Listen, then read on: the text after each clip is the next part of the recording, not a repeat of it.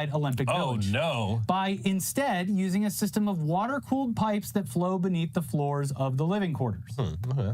Now, back in March, the mayor of Paris, Anne Hidalgo, yes. Get in the river, Anne. The same woman who said she'd swim in the contaminated waters of the Seine River. Start swimming. To prove that it's safe, that Anne Hidalgo said, this village was designed to avoid the need for air conditioning, even in very, very high temperatures, in order to maintain comfortable temperatures.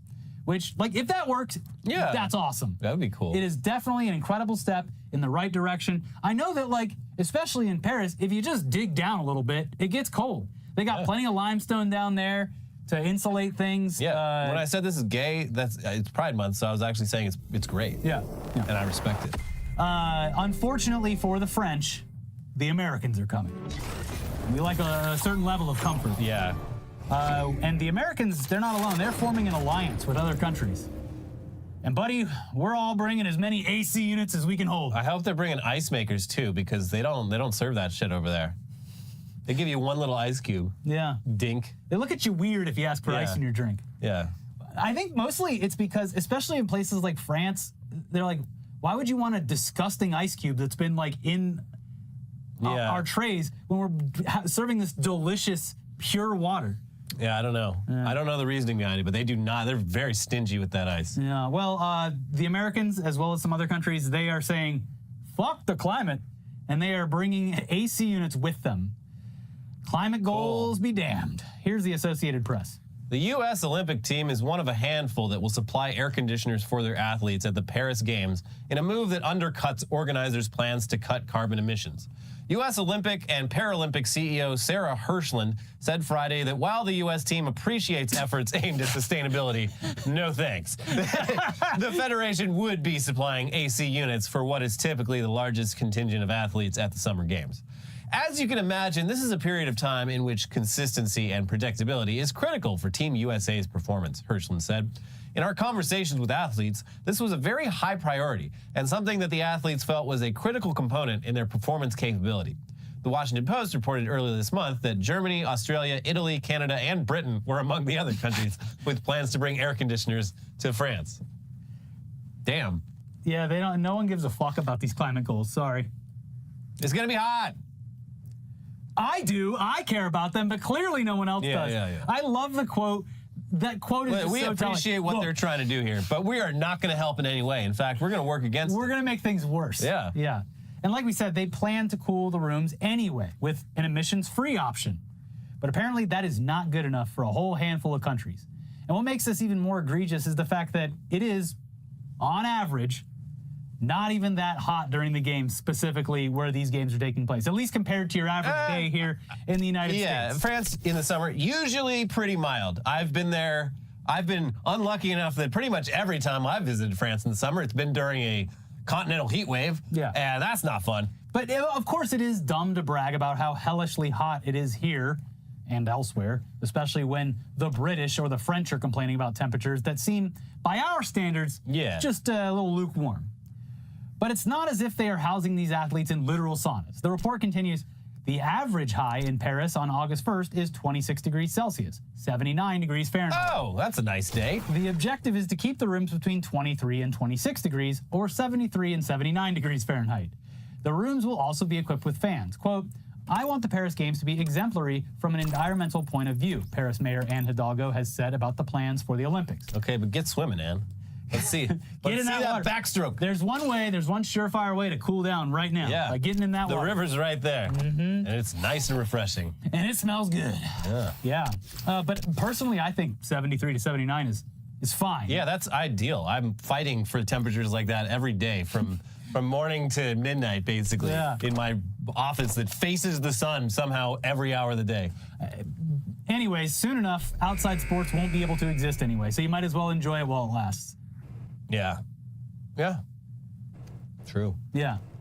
So, we're going to be doing the Olympics down in caves.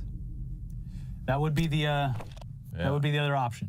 That's why Abu Dhabi and Dubai are building underground cities. Yes. Yes, to escape the heat. Troglodytes.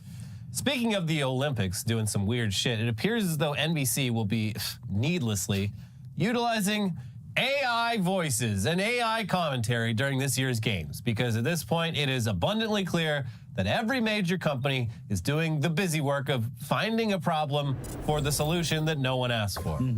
So in this scenario, they do have permission from the person that the AI will be lifting their data and voice from. It's Al Michaels. Yeah. Which only makes the decision slightly better because I guess, I don't know, why not just hire the guy? He's very much alive. Just have him do the actual commentary. But yeah, he is pretty old at this point. Maybe he doesn't want to actually cover the entire Olympics, and hey, he gets paid for doing nothing. Yeah, more power to him, I guess.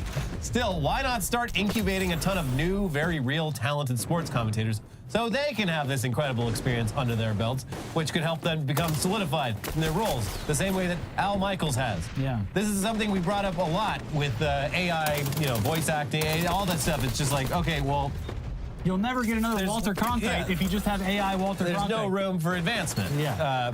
And yes. If you just have AI Al Michaels, you don't need, in their view, you don't need to have new actual human employees. Yeah. Also, yeah, it's not lost on us that writing out his name in standard text also reads as AI Michaels. It's the perfect crime. So yeah, I guess this all makes sense. Anyway, with more on AI Al Michaels, here's Business Insider. The AI version of Michaels will create the daily recaps available on Peacock, NBC's streaming service. Michaels told Vanity Fair that he was initially very skeptical about the idea when NBC's top brass approached him about it. But then they pulled out a briefcase and they opened it up. They backed up this Brinks truck to my house. Yeah. And I was like, okay, whatever. But he was convinced once he heard his artificial voice. I'm sure that's when he was convinced. Yeah, like we just alluded to, in our opinion, he was also probably very convinced once he saw the check that they're writing for him to do little more than just give them the thumbs up to go ahead with his likeness. Yeah. But back to the article. Frankly, it was astonishing. It was amazing, Michaels, 79, told Vanity Fair, and it was a little bit frightening. It was not only close, it was almost 2% off perfect, Michaels told Vanity Fair. It sounded like what I might say in certain situations. NBC said in a press release that the AI would provide fans with their own customized playlist featuring highlights of the events most relevant to them from the previous day.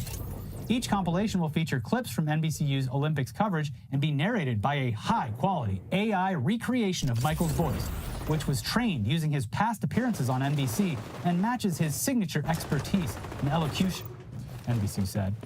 Some did not have enthusiastic responses. Filmmaker and actor Justine Bateman shared a screenshot of the news about Michaels and tagged NBC Sports in a post on X, writing, "This is gross."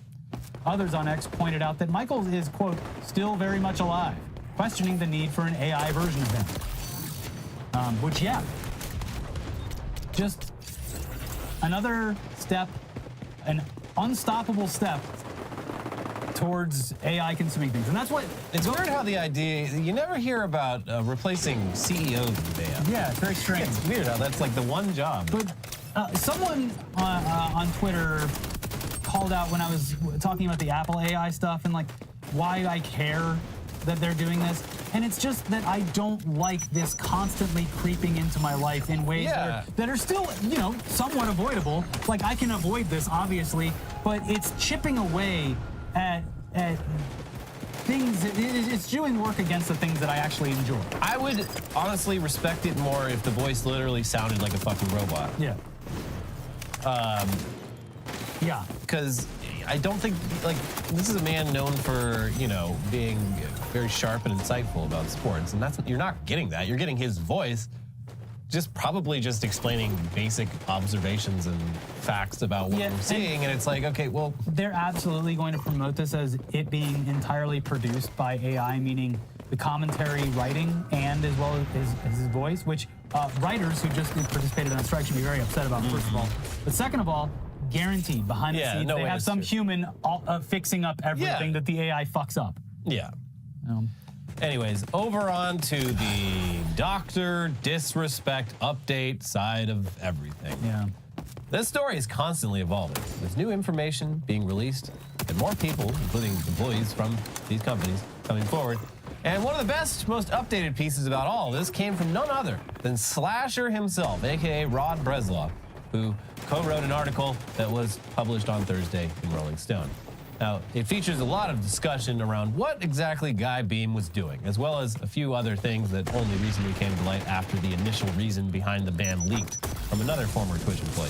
It's very detailed, and it also provides a legitimate summary of all of the events and how they have or haven't played out over the past 4 or 5 years and 4 or 5 days. Yeah. So we will link that in the description below so you can read it. But short summary in case you missed our previous videos or have been in the dark. Oh, bless your heart. You may need to sit down. Yeah. Dr. Disrespect publicly admitted to having inappropriate conversations with a minor. He knew that she was underage and pursued her anyway, and was trying to meet up at TwitchCon. It's gross. It's a sickening story. And yeah, this coverage of it's thorough and extensive. So check that out if you want to. Yeah, that's why it's like not fun to talk about. If you want to be upset. But the other big story that we've been following is, of course, the U.S. presidential debate. Unfortunately, it is happening. I mean, probably now it's happening, but we started filming well before it happened, and yeah, unfortunate timing. These. Oh my God, did you see? Remember when Trump said this? Remember when Biden mumbled through this? If there's anything worth posting by the time I'm editing this later tonight, I'm gonna add 1 or 2 clips here. Yeah. No idea what these clips are. Hope you enjoy them. Here's 1 or 2. Maybe we'll talk about more during Weekly Weird News, but I don't know. Honestly, I think this is probably gonna be pretty boring, but now we're gonna do a hard cut to maybe a clip or 2. Look, I'd be happy to have a driving contest with him. The reason I got my handicap, which when I was vice president, down to a 6. But by the way, I told you before, I'm happy to play golf if you carry your own bag. Think you can do it? That's the biggest lie that he's a 6 handicap of all. I was an 8 handicap. Yeah. 8. Never. But I have, you know how many? I've seen you swing. I know you swing. Hey, let's not act like children. President Trump, we're going to turn. Let's not act like children. Eligible for what I've been able to do with the with the COVID. Excuse me, with dealing with everything we have to do with. Look, if we finally beat Medicare. Thank you, President Biden. Israel is the one, and you should let him go and let him finish the job. He doesn't want to do it. He's become like a Palestinian, but they don't like him because he's a very bad Palestinian. He's a weak one. Wow, Trump is such a savage. Wow, Trump really said some fucked up things. Damn, those moderators fucking sucked. Yeah, it seemed like they were not in control. Also, wow, Trump, he ran out that microphone timer so many times, and they just let him do it. Anyways, that's it. We will be back for Weekly Weird News very shortly. Please like the video, click the like button. It really helps our channel grow. Any kind of engagement, comments below, replies to comments. We love you. So it's fair to say this year, a lot of high-profile content creators have been exposed for doing like pretty gross stuff all around. And of course, today the focus is going to be on Dr. Disrespect. But I also want to talk a little bit about, you know, I Am Alex and even like Bosch in the past. And the point of the video is more to talk about the fans and why people will go to certain lengths to defend people when if it was anyone else, they'd have no problem with saying what they did was creepy, gross, illegal, whatever. What conditions people to do that? And I really want to get into that today, just as a lesson to people that they shouldn't do this. The amount of defense I've seen for Dr. Disrespect from his fans, or just like trying to cling on to any hope he hasn't done something really bad, is just like blowing my mind. Like they're even going as far to say, well, if the person he texted was 17 and a half, that's actually not too bad compared to if they were like 13 or something. Like that distinction to them now apparently is a massive difference between if they like him anymore or don't. Even though this was a 35-year-old man at the time with a wife and a kid, cheating on his wife and then messaging a minor using Twitch's like whispers feature, right? Apparently that's not enough to not like this guy because, as we've spoke about many times on this channel, you've heard it a lot, parasocial relationships. And I'm just going to dive straight into this one. I'll skip the bits about promoting my channel on Patreon, but yeah, you know the drill. Go check out the social medias, support me on Patreon if you want. And on that note, because I'm talking about content creators, let's talk about myself. So, how much do you actually know about me, viewer? You might be someone, and it's likely you've never seen any of my content, so you know absolutely nothing about me. You might have been subscribed for a month. You might have been subscribed for 6 months. You might have been subscribed for 5 years. You might have been a subscriber on Patreon for 2 years. We might have spoke in Instagram DMs. We might have spoke on Discord Messenger or something like that, right? And that's a relationship a lot of people will have with content creators. You support the content creator, you might give them money because you like their work, and you might actually have some sort of personal interaction with them. And as someone who likes to message on particularly Instagram DMs, I feel like I have a pretty good relationship with a fair few of my followers. And I guess because we've had personal conversations, you'd feel like you even know me really well. And that's the danger, isn't it? That's the parasocial relationship at work. But you can have this without having any personal relationship. Now, I'd ask people like who've been subscribed for a significant amount of time, like how much do you actually like know about me? How old am I? What's my name? What's my favorite TV show? What's my favorite music? Like, what do I care about most in the world? What do I care about in terms of politics? What do I care about in terms of history? Do I have a big family? Do I have a lot of friends? What's my national background? What's my religious background? What am I like as a person? Am I a funny person? Am I a nice person? Am I an empathetic person? Am I pleasant to just everyday people? And that's something that, even though a lot of you might think you know me, you would probably not be able to answer a lot of those questions. And it's the same about a lot of your favorite streamers. And I think streaming is even worse because you think you're getting a very personal insight into this person because they're talking so much shit for like 8 hours a day, right? And they're talking so much shit about so many different things. So you think from that you can kind of ascertain, is this a nice person? And it's also, you're having a one-way friendship with that person. You know everything about them. You might obsess about, you know, little things they like, and you might feel like your lifestyles are compatible and you would actually be friends in real life. And that's obviously good for creators in some regards, because not only will you financially support them, but as we're going to talk about today, you will defend them and support them no matter what they do. Now, I can't really delve into the psychology of why people attach themselves so hard to various creators. I mean, for me personally, I've never found it hard to drop things I like if the person behind it is shitty, especially if it's something like, I don't know, political commentary or social commentary if you've done something that I don't like. I get it can be harder with things like musicians. We've all probably had a musician we like who actually is a pretty terrible person. It seems to be so common. But I guess with that, you have the art and the artist. The same with like books written by shitty people. Like I've just nearly finished Doom Messiah. You know, I know Frank Herbert was a massive, massive homophobe, which is actually evident, especially in the first Dune book. At the same time, because it is just like this grander thing and it's art, I can recognize that while appreciating the good things. And a lot of people try and use this argument when content creators do bad things, whether it be JonTron or Dr. Disrespect. Well, the art and the artist is separate.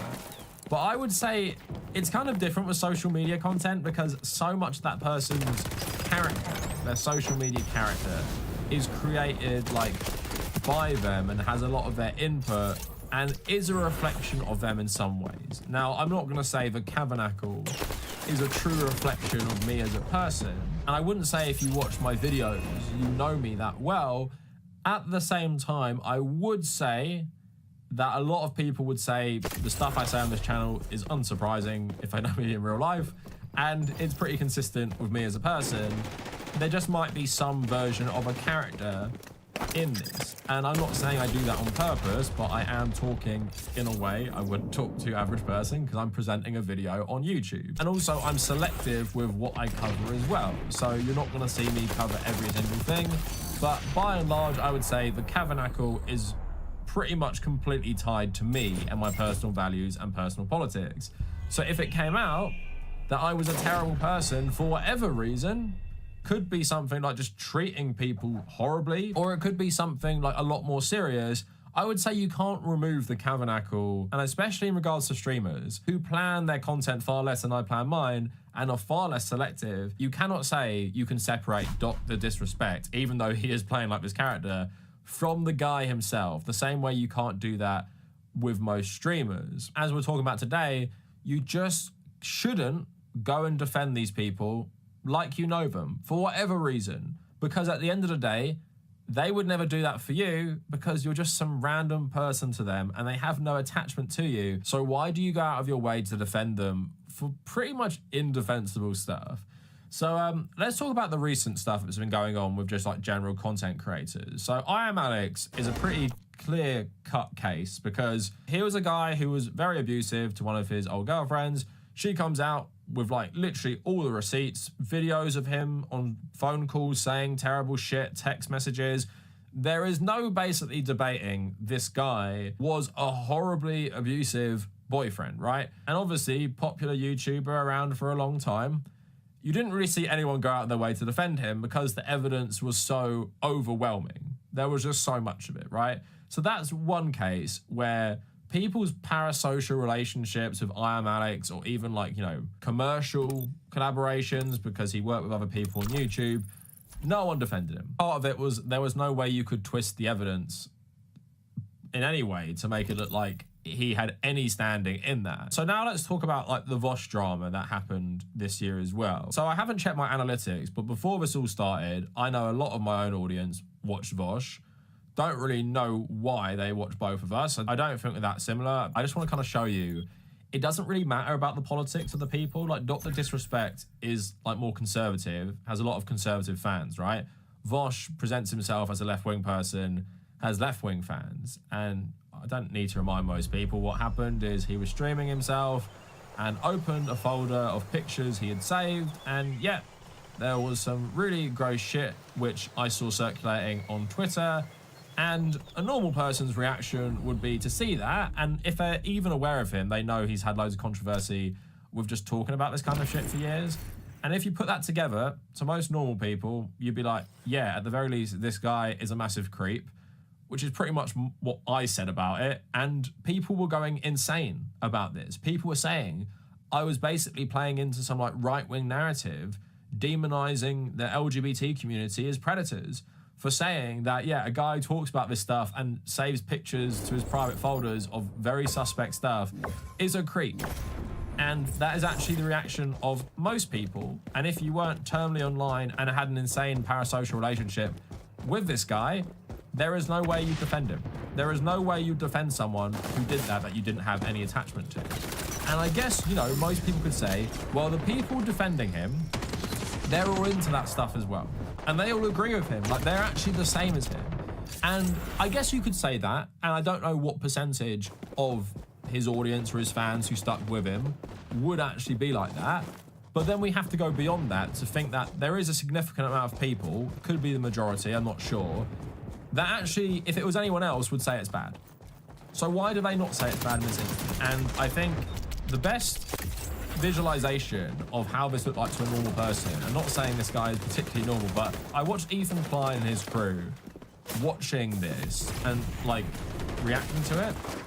And why I think that was helpful is that that's how like most normal people would react to this, just be like, this is really gross, right? This guy is really, really creepy and focuses way too much on this stuff, right? That's how most people would. And if you explained it to anyone in your own life, guarantee they wouldn't go out of their way to defend the person and try and get into the weeds of, oh, he was just trying to make this argument. Oh, he was just trying to say this thing. And in terms of making YouTube a viable career forever, you probably want a fan base who will defend you no matter what you do.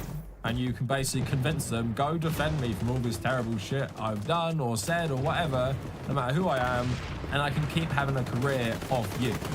Now, I remember watching a YouTube video from someone called, I think, President Sunday. I think that's what they were called.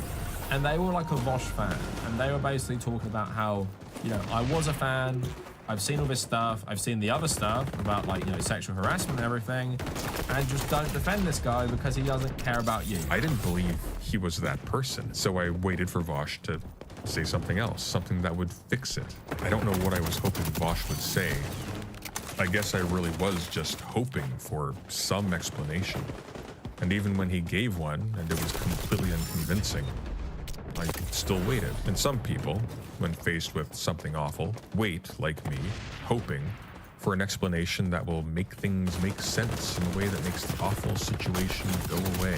There was a moment in Ethan's second stream on the Vosh leak, where Ethan pointed out that if you're friends with someone in real life and you have history and you have rapport, and if something comes up that's really, you know, concerning, you would talk to your friend, right? But these are not my friends. These are people online that I know. Right. something clicked in my head when I heard this. Like this line was directed at me. Obviously it wasn't, but it kind of felt like it.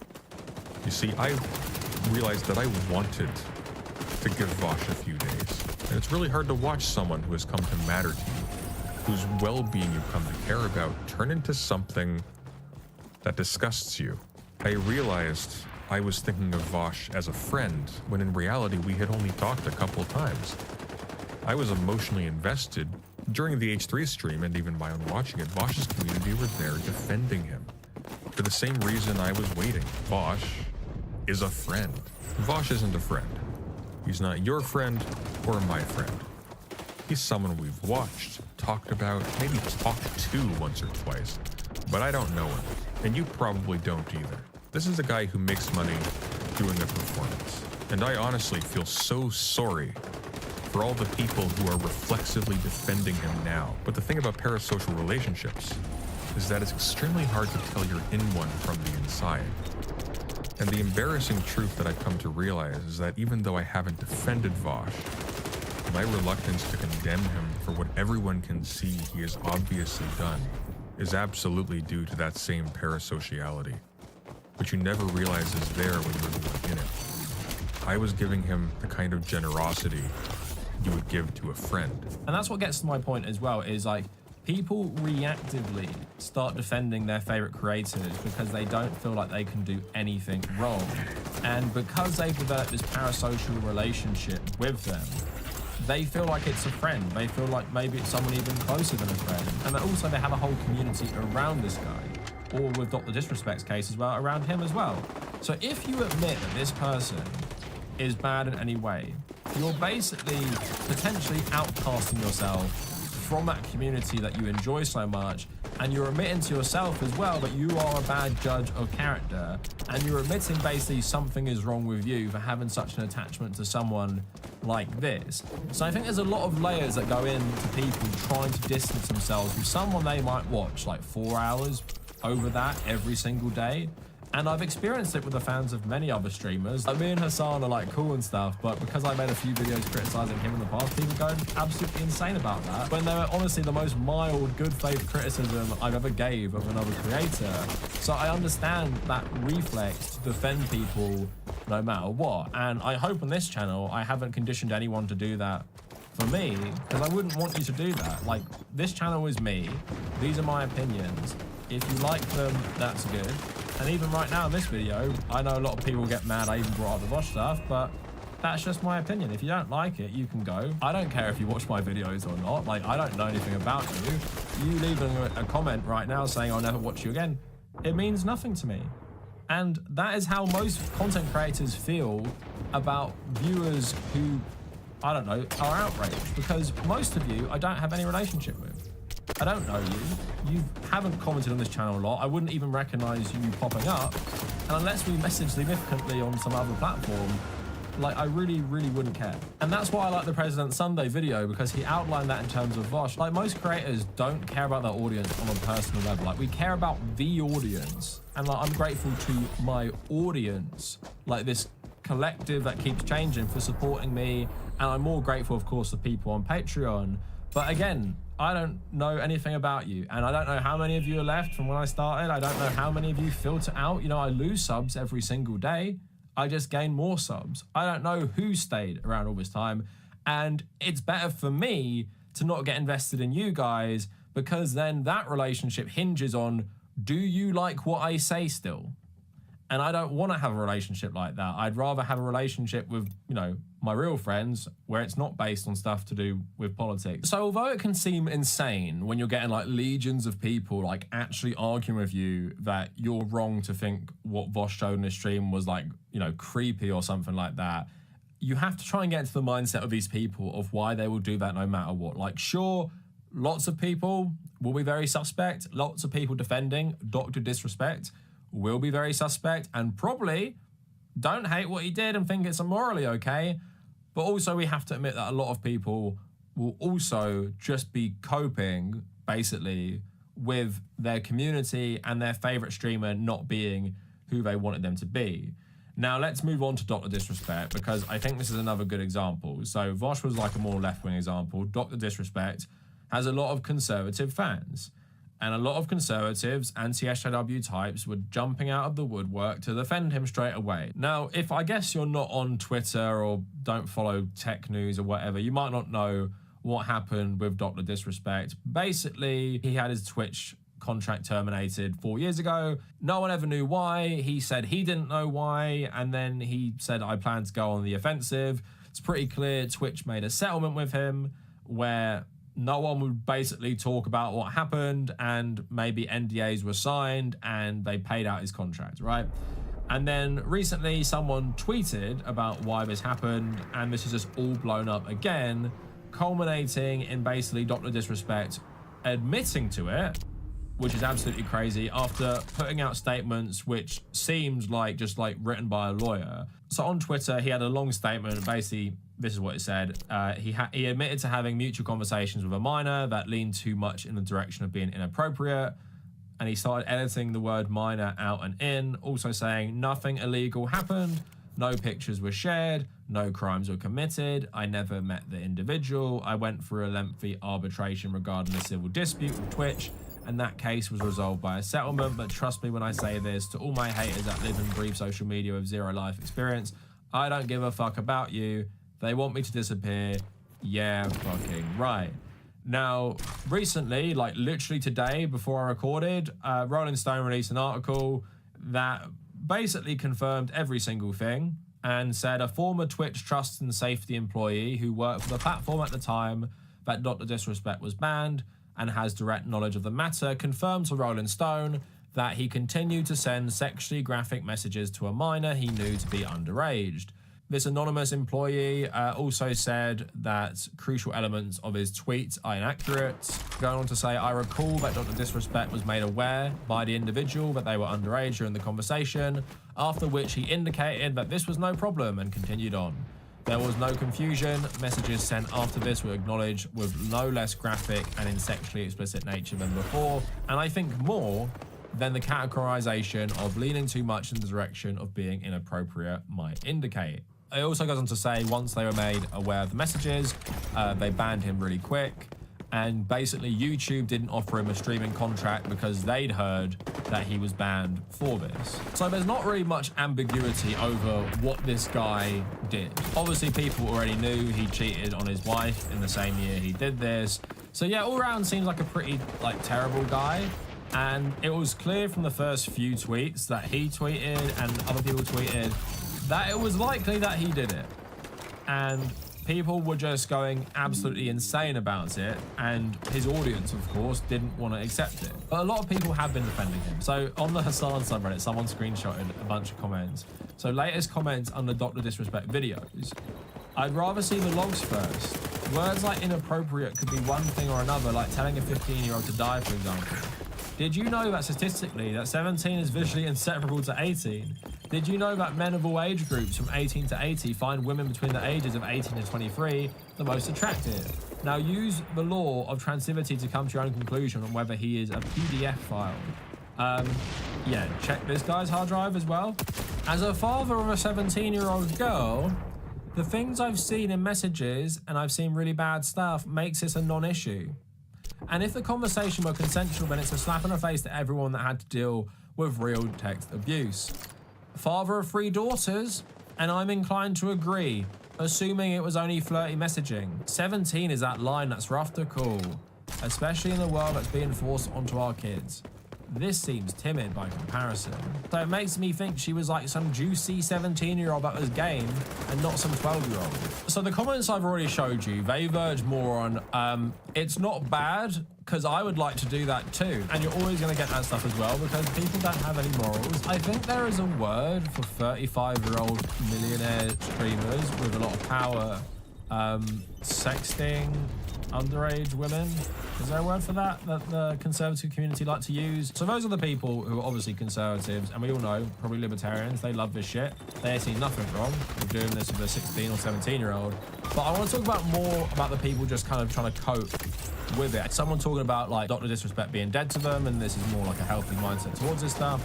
As someone who's been a fan off and on since before the ban, this genuinely turns my stomach. I'm a similar age he was when he did this, and I have 2 teenage daughters. The idea that someone like him could use his platform to do that is actually one of my worst fears for my daughters. Even if his shitty lean too much in the direction of inappropriate excuses gross, to call him anything other than a predator is wrong. There are 3 people I feel sorry for in all of this: the person it happened to, his wife, and his daughter. And the people defending him, I'm not sure if they are doing it for the meme, but it's just sad. Why do people keep saying the victim was 17? OP says that's my bad. I think I've just seen so many people saying this. Someone replying, so just curious here, because from what I read online, why are you acting like he was the one who slid into her DMs? Do you think Doc wasn't entertaining probably hundreds of different conversations with chicks around the time? You say I have 2 teenage daughters. So if your 17-year-old teenage daughters were sliding into adult men's DMs and then either lying or not being upfront about their age, would you still be upset? I'd be more annoyed at my kids at that point, but if she told him and he continued, now we have a different ballgame. If he did what everyone claims he did, then I would agree with what everyone is saying. But we really don't know what happened. What was said, what borderline inappropriate means. Put it this way, if he did do something illegal, he'd be in cuffs right now. Not the way it works. If he attempted to do something illegal, he would still be in cuffs. No one knows what actually happened, and everyone is just jumping on the bandwagon right now. Let the air clear, let the truth come out, and then make an educated decision based on the facts. Don't just agree with everyone else, regardless of what side you fall on. This is what social media does. It twists and skews the truth into something else to garner attention. I'm not saying he's innocent or guilty. I'm saying make an educated decision based on what actually happened and not based on someone's interpretation of a Twitter post. They need to release the chat logs and evidence. There must be some kind of proof or screenshots of the full conversation. The whole situation is weird. Why did Twitch pay out his contract? Why has he been allowed to literally bash Twitch ever since the incident happened with no legal problems? And why was there no criminal charges? We don't know the full story. I assume that this was just another attractive female who was trying to seduce a popular millionaire streamer. It worked, not surprising, but we don't know when her age was ever discussed with him. Maybe he ghosted her after finding out she wasn't 18. I'm about Doc's age, and I can't tell how old some of these girls are. And then walking down the street, 16, 17, 18. Maybe he didn't know her age just by looking at her pics. I don't know. I'm still waiting for all the facts. So those people trying to like poke holes in people being like outraged or like stopping becoming fans of Dr. Disrespect is just reminds me of so much of this shit I've always seen. And like I said, you could just say these people, and it does seem for like a lot of them, there is suspicious intent about them trying to make themselves feel better about their own views about this stuff. And it actually isn't that bad to do that. That's one element, but a lot of it is kind of like, you know, I will agree it's terrible if we see more evidence, and you have to make an educated decision based on the evidence. And if everyone knew, why didn't everyone say something? And how come he was allowed to still say terrible things about Twitch? Like, didn't he sign something? And, you know, they know the answers are quite obvious. Like, if he had a contract, they paid him out, they terminated it, there's probably a lot of legal stuff signed around it, so no one could talk about it. Probably part of the settlement was him not letting them talk about it because he knows it would like kill his like whole career, right? There's loads of like very rational reasons why no one would have spoke about this until it came out now, right? And it's not all like a big conspiracy, and he must actually be innocent, especially when he admitted it as well. And a lot of these comments come after he admitted to doing it. And in no point did his statement say, I didn't know how old they were lying, because he knows it will come out that he did know, because it has come out he did know. It came out today. He did know, right? And that, of course, is the main point, isn't it? If this guy was very innocent or he'd been catfished by someone who was 17, that's the first thing he would say. Of course it is. He put out a lengthy statement wrote by a lawyer saying, yeah, although technically I did this is why I did this. It was an accident. You know, I'm terrible for cheating on my wife or whatever, but I didn't know. This person tricked me.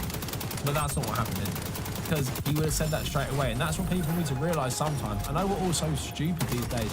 If someone doesn't come out defending themselves, guns blazing, or takes the time to write a proper statement and then talks about the legal action they will pursue to dispute these claims. But you see there, they're grasping at straws. And it reminds me about arguing with like Vosh fans about this when I called him a creep. But it's like, they will take anything. Oh my God, that drawing was of someone who was this age. And oh my God, he said this and he meant it like this. And it's just like, they're grasping at anything. Because like I said, for a lot of these people, they see Dr. Disrespect. They see their favorite streamer, content creator as a friend. And they see it as someone you have to defend, and surely not. Surely the world is just out to get this guy, and he's been misinterpreted. Surely he was catfished. Surely it's Twitch trying to cancel him. Or you have the other people doing, you know, I have teenage daughters, and I don't actually think it's bad for 35-year-old men to be texting them at all. Not least millionaire streamers sending them, like, explicit messages. We're obviously all conditioned with, like, different morals, but I think the backlash to Dr. Disrespect being overwhelmingly negative shows that at least there are some things people generally agree on in the gaming community. It's just funny how slow they are to believe this stuff when it's pretty obvious. Like, sure, are there cases where stuff comes out and it's like more complicated and you shouldn't jump the gun? Yeah, of course. When there's certain stuff and then some guy puts out a statement like he did, and even the way he was tweeting about it before the statement, it's very easy to see like what happened, and you don't have to dispute with people like the severity of it. Like, oh my God, was she 15 or 16? Oh my God, was she 17 and a half or like 13? We must know these things because it makes so much difference. But does it really make so much difference? Once you get into technically it's not illegal, you're in bad territory. Ever find yourself thinking that, like grasping at straws to try and convince yourself your favorite streamer or YouTuber hasn't done anything wrong? You really have to look at yourself and look at your unhealthy relationship with celebrities who don't give a single shit about you. And they just don't. And I'll tell you that as a fact, and I'll tell you that brutally honestly as someone who's a content creator myself. I like the support, I like the nice interactions I've had with people. Do I care about every single random viewer and subscriber that I have, like on a personal level? No, of course I don't, because that's bad for me. Me getting super invested in all of you, over 100,000 people, would be bad for my health as well. So you have to have that distance. But of course, I can't stop people from getting really invested in me because I put myself out here as a public figure or whatever. And that's just the nature of being a content creator. But yeah, you should feel this way about content creators and realize your feelings towards them will never be reciprocated. So just don't get that invested. Like them for the content. Maybe think they could be a nice person. I know I think that about plenty of other people. And maybe think, you could maybe be friends. Think all that stuff. Yeah, sure. But realize you don't really know these people. Realize you have no insight into their real life. Realize as much as you think you've seen their real personality on things like live streaming, there is still an element of their real persona that isn't there. And it could be a really bad part of it, which then gets exposed later by people in the real world, leaving you shocked maybe, but then you shouldn't reactively defend them no matter what, because you look like a crazy person. Like I said, imagine pulling out these arguments that you've seen today, or pulling out arguments you've seen defending loads of other creators. Imagine explaining the situation to someone in real life and then saying this stuff to someone who isn't like invested in this community. Or imagine someone coming to you and saying this and asking your opinion, and imagining you saying, well, was she 17 or was she 15? Because I will say it's good or bad based on that one little point. Again, you wouldn't do that. Most people wouldn't do that. Maybe some of the people you've seen today would because they seem like creeps, but most of you wouldn't. And that's the main point. So that is it for the video. Let me know what you guys think down in the comments. And if you made it this far, thank you for watching.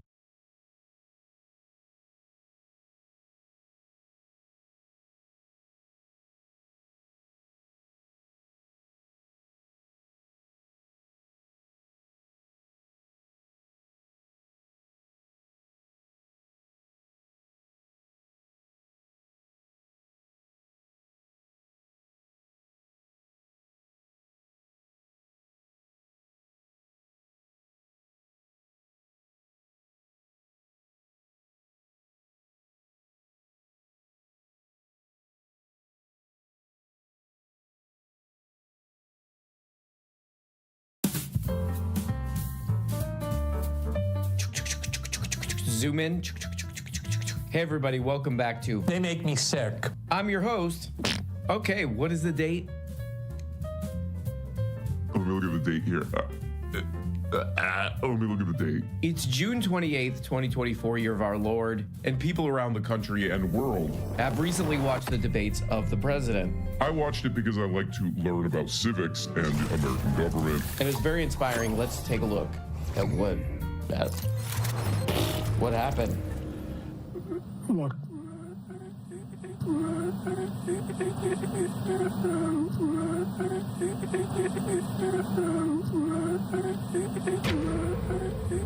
Thank you, President Biden. Okay, very interesting.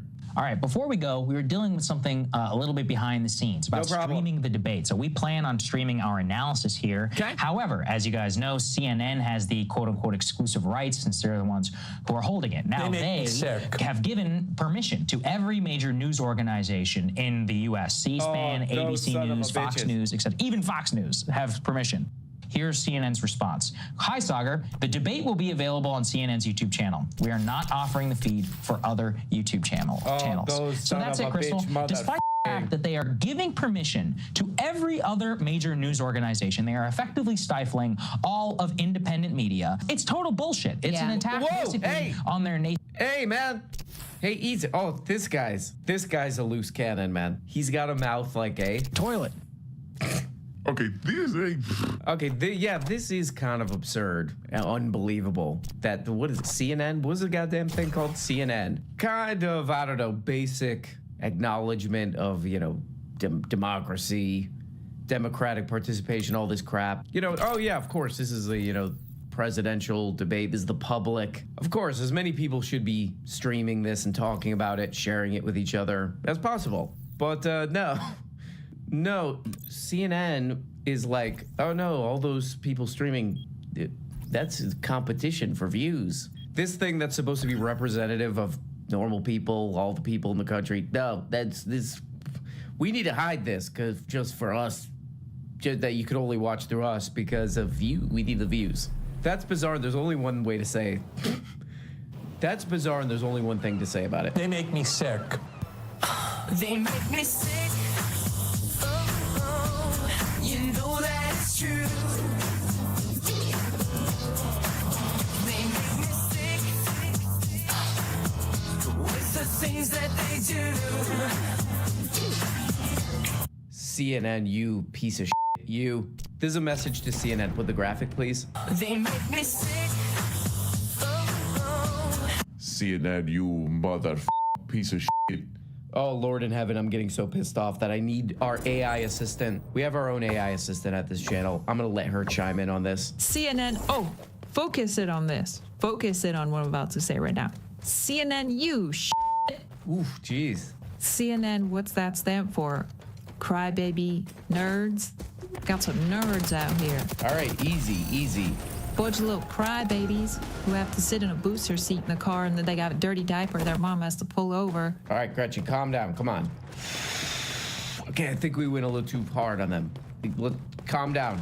Go to rebroadcast. They make me sick. You know that it's true. They make me sick with the things that they do. They make me sick. Oh, baby, do they ever make me sick? They make me sick. Praise God. They make me sick. Everybody sing along. McDonald's is shutting down its AI drive-thru system after viral mess-ups were spread across social media. They make me sick. Bacon to my ice cream. I don't want bacon. Okay. The McDonald's drive-thru AI experiment began 2 years ago in a partnership with IBM. But according to the fast food company, the testing is officially over. What I can't stand, and I hate it for the life of me, calm your ass down. This new AI ordering at the McDonald's drive-thrus. Dumbest shit. Not some machine. My seatbelt's off. Get that belt on, man.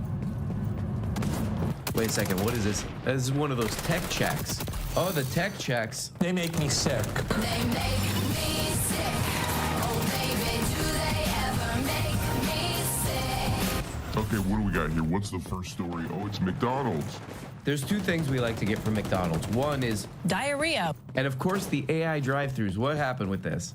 Okay, the AI drive-thru trial, which started in 2019, ended last week. Oh, those robots at the drive-thru. They make me sick. The hype and greed of unethical pitchmen has gotten way ahead of the actual locomotive. A lot of people in quote tech unquote are interested in money, not tech, and they're increasingly making decisions based on how to drum up investment bucks, get press attention, and bump stock, not on actually improving anything. That is what seems to have happened here with McDonald's, but I do have to say that maybe they should have robots doing the drive-thru. Because when I was looking through these talks, there are way too many what I call TikTok lunatics doing drive-thru pranks.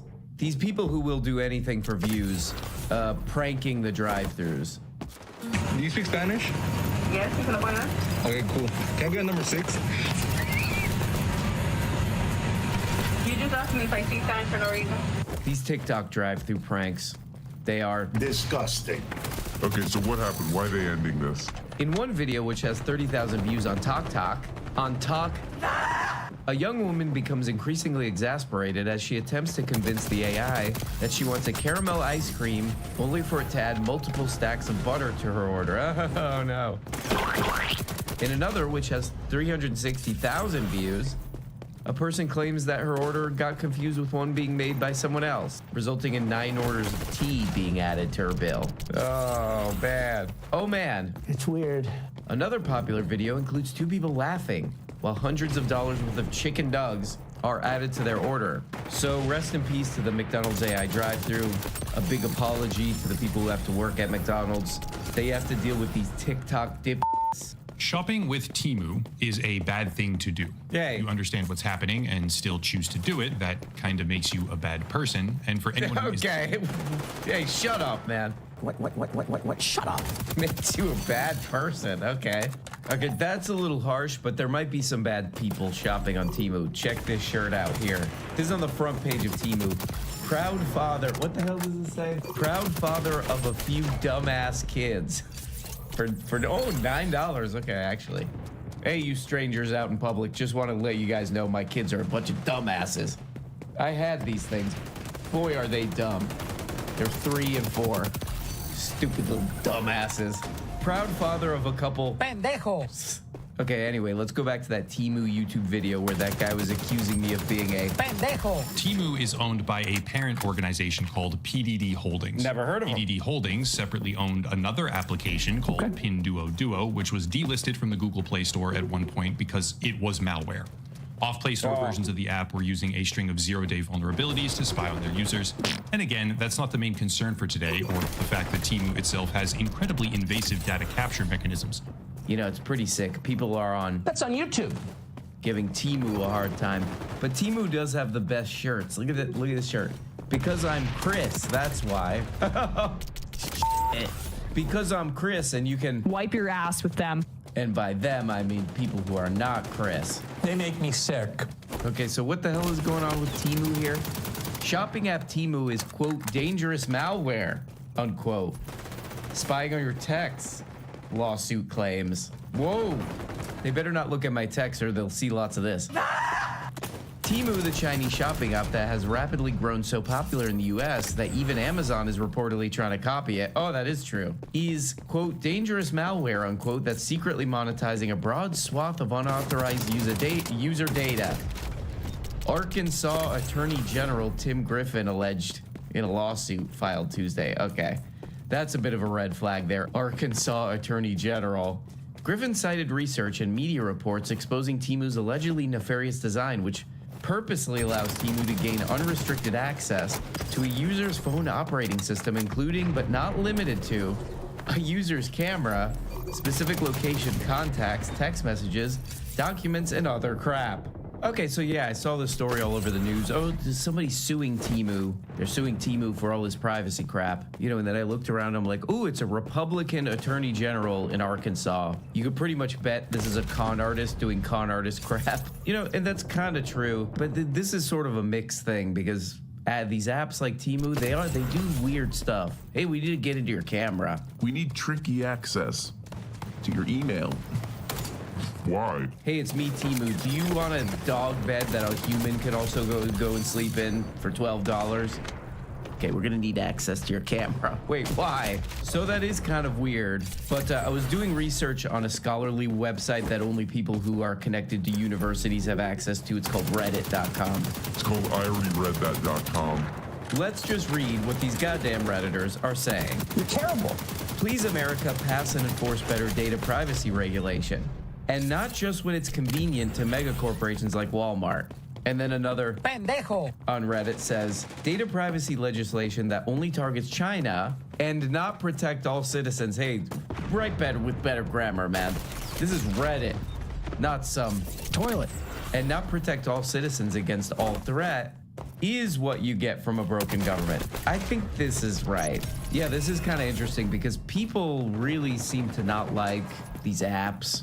Big companies like tricking them into like, hey, we got to look at your camera. Hey, we got to look at all your contacts and all this stuff. Or you can't use the app. You know, people feel very tricked by this. Oh, what did I sign? Oh, this app can just call my mom if it wants. I signed that? Well, it's worth it if I could get this shirt that says, what does it say? ADHD, but in the AC/DC logo. Shut up. No way, man. flushing toilets. Or this for $13.48. It's what the hell is that? Eyes you can stick on the front of your car? Yeah, it's $13. I guess I'll buy it. So yeah, it would be nice to have some kind of general way of, hey, apps, you can't trick people and hack into their phone and it'll sell all their data and stuff. Just, you know, instead of a good general approach to that, we get this. And an attorney general in Arkansas going, woo! Going like this. I like women, not men. That's in the lawsuit. The Joe Generally Rogan speaking, experience. Chinese What has people been reaction. What has been the most visceral or violent reaction to what you've done and exposed? I think the biggest story we probably ever broken was either the FTX stuff, but that was already kind of going on. It was probably the Logan Paul story, the CryptoZoo saga. That was a case where, you know, it's just a classic influencer greed story where this guy launches an NFT project, does millions upon millions of dollars in sales, and delivers nothing. He promises the world a fun blockchain game that earns you money. Oh, that's son of a bitch. And he did nothing, and the project was left abandoned, and people were like miserable, complaining. No one says it, but I'm not aware of this. I'm kind of aware that you covered it, but I don't know the story. Let him finish, Joe. I was looking at a website that I look at every morning. It's the first website I look at. What the hell is the thing called? It's called Hot New Hip Hop. Also, it doesn't open. If you click on it, the link doesn't work. But I was checking Hot New Hip Hop, properly.com, I'm guessing. And what does it say? Logan Paul. Who's that? Who? It's weird. Sues CoffeeZilla over alleged CryptoZoo lies. CryptoZoo? CryptoZoo. That name alone, that sounds like a good investment. Whatever it is, I'm in. How can I contact Logan to get as much money into that as possible? So I've watched some of this guy CoffeeZilla's videos. I think he done a good job exposing how some multi-level marketing scams work. You're about to be value tamed. Not naming any names. But he did this thing about Logan Paul. You know, Logan Paul's a guy who probably has some younger, let's just say, innocent fans who might be easily tricked into what we might call stupid crap. And this CryptoZoo thing, it just seems like a scam. Another crypto scam. And CoffeeZilla did a bunch of videos about it. It's a scam. This guy scammed his audience. And so Logan Paul's suing him. Okay. This seems like a slap lawsuit thing. Hey, somebody's saying something I don't like. You're sued. This is sort of becoming a big problem because a lot of people are saying, I'm putting it on the internet. As they should be. And then people are like, hey, that hurts my feelings that you called out that I was doing a scam. I'm suing you now. For what? Because of that you said that's not nice. That was not nice of that you're calling out that I did a scam. And to make matters worse, you then said, I'm putting it on the internet. So that's that. I'm a little disappointed I didn't get in on that. What the hell is this thing called CryptoZoo? That sounds great. That sounds like a great investment. Thank the Lord I invested in crypto. Well, guys, thank God. Thank the Lord it's Friday. We're done. We're done here. We're out of here. Goodbye. Goodbye and God bless you. and God bless all of you. Have a good weekend. Don't forget to do this. Keep it disgusting. Talk to you next week. Bye-bye. I might just walk out here and think I'm gonna take a MWIII. Guys, you're not getting the whole show, okay? Please, for Christ's sake, become a member on Patreon, okay? For as little as 2 bones. When you join on Patreon for as little as 2 stupid little bones, you get the Tuesday, Thursday shows every week. The Quaments program, where you can ask questions or tell stories or do whatever, and it's a whole show. Behind the scenes crap. All for 2 putrid little bones, that's it. Just click this link. Here it is. Right there. See it? Yep. Okay. I'm in hell. And if you really want to support the wretched show, people call it, because they're satanic, they're sick, you could become a producer for only 25 bones. These beautiful people here are... God! Without those producers, it's over, man. It's done. Do you think we can do the show without the producers? Okay, because if you do think that... You got another thing coming, my man. You got a totally different thing coming. Without the producers, it is as good as over. Hello? Is anyone listening to me? Please answer. I'll wait. Please answer. Our hearts and our toilets are forever endowed unto the producers from which all light comes. Praise God. Praise God. It really is amazing to have such beautiful producers, and if you want to do it, oh my God, I don't even know what to say. I love the producers so much that I wrote a little song about them. Here we go. Hit it. Without the producers, we're going straight to hell. It will be their national team for all eternity. And then we'll go down to the lower level of hell where you can't get out. Not even for good behavior / deeds. Go down there.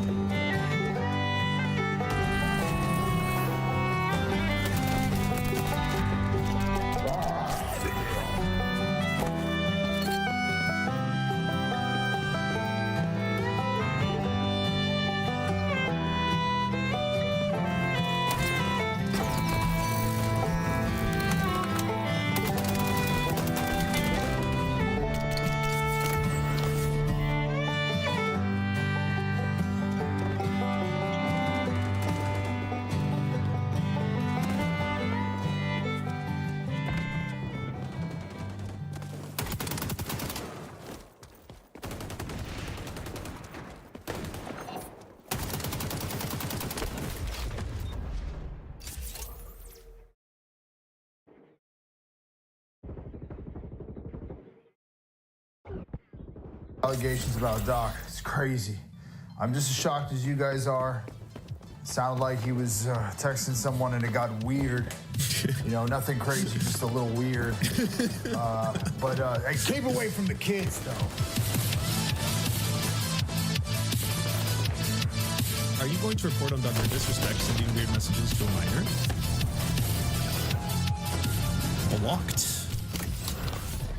I get that, there's a lot of right-wing accounts that, don't want to have to deal with people in their replies being like, hi, you're right, check, you're actually a pedophile defender. And then they just block them. But being blocked just for someone asking a question that clearly was, I guess, read by Haya, because why else would you do that?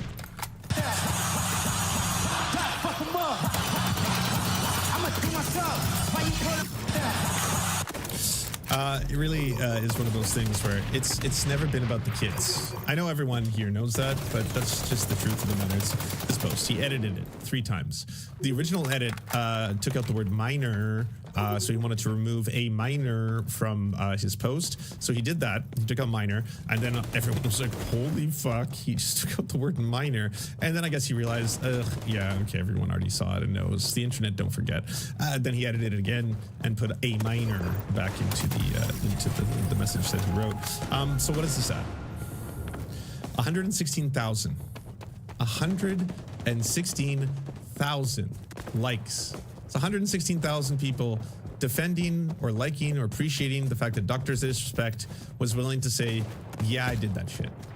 I did it. It's true. The rumors about me are true, everybody. You know, let's get to it. Were there Twitch whisper messages with an individual minor back in 2017? The answer is yes. Were there real intentions behind these messages? What was in my true heart? It was nothing foul, nothing wrong, nothing evil. There was no conspiracy deep within my soul, all right? I simply wanted to have a completely normal conversation with someone who's underage when I was 38 years old. That's all. Do the maths. He's 42 now. 2020 when he was banned from Twitch, unless he was messaging them well before that period and even earlier, which would have made them younger, by the way, in comparison. But he was 38 years old. So he's a 38-year-old who's messaging someone who's underage, could be 14 years old, 15 years old. And clearly, there's some people who are still willing to defend this. That, like, even Nick Merckx, Mr. Leave Them Little Children Alone, came out, you know, was like, oh shit, gotta film something. Hold on, let me take off my clothes. All right, bro, it's ready. Oh, fuck. You know, doesn't look good. Doesn't look good. Weird. Yeah, I mean, you know, something about some weird messages. Weird. It's weird how it happens, eh? Weird. Yeah, I don't know. If one of my friends who was like 40 years old that turned to me and was like, hey Lance, do you think it's bad of me to be like messaging high school kids on Facebook? Yes! That's not weird, that's fucked up. Stop doing that. What's wrong with you? Holy shit. Like, oh yeah. I mean, that's kind of weird behavior. You don't think that's weird? A little weird. Little strange. Yes! God damn, if you can't control yourself, I will have to report you for this shit, because stay the fuck away from that high school kid. Yeah, we're not friends anymore. I don't know what the fuck is wrong with you. How is that just you know, weird. Odd that, you know? Capri Pappy did a great parody of him. Sup, fam? So I heard the allegations about Doc. It's crazy. I'm just as shocked as you guys are. Sounded like he was texting someone and it got weird. You know, nothing crazy, just a little weird. Hey, keep away from the kids, though. Just keep away from them so Doc can get to them first. But yeah, it's crazy. I'm shocked. I'm crazy. I'm shocked. But hey, if any of you gays get near the kids, Doc will hear from you. You'll hear from Doc. But yeah. All right. Hey, honey, shut the fuck up. I'm fucking doing YouTube. So. Yeah. It's fucking true though. Like, what is up with the series of fucking Nick Merckx videos? He's done 3 now, right? On the day after the Friday, did that whole like it's raining outside. Still decided, wow, it's for the boys, all right? Got to do this for the boys. Got to call out all those weird ass gay motherfuckers and the pronoun fucking family mafia shit. So for the boys, take my shirt off. All right, let's do this. We're a little wet, but that's fine. You know, it looks like I just got a full on pump or something. Yeah, I mean, big accusations, you know, it's pretty crazy. Whatever happened to, you know, well, wait until evidence comes out. Whatever happened to judge and, you know, guilty until proven innocent, maybe. So let's wait. Let's hear. You know, I'm just going to still stand by the doc and just say that, like, you know, it's pretty wild what's happening. All right, you know, I'll check y'all later. Then, boom, fast forward, Doc admits that was who he was talking about. Then his own gaming company drops him, like in the timeline. That's you can watch the old clips of Dr. Disrespect if you want that Ralph moment. Here, one sec. Oh, this is news? This is from today's stream? Dr. Disrespect gets a message during stream today, causing his mood to immediately shift. This came before announcing that he would be taking a break. Oh, no, I think this is from the old one. You know how we run things here.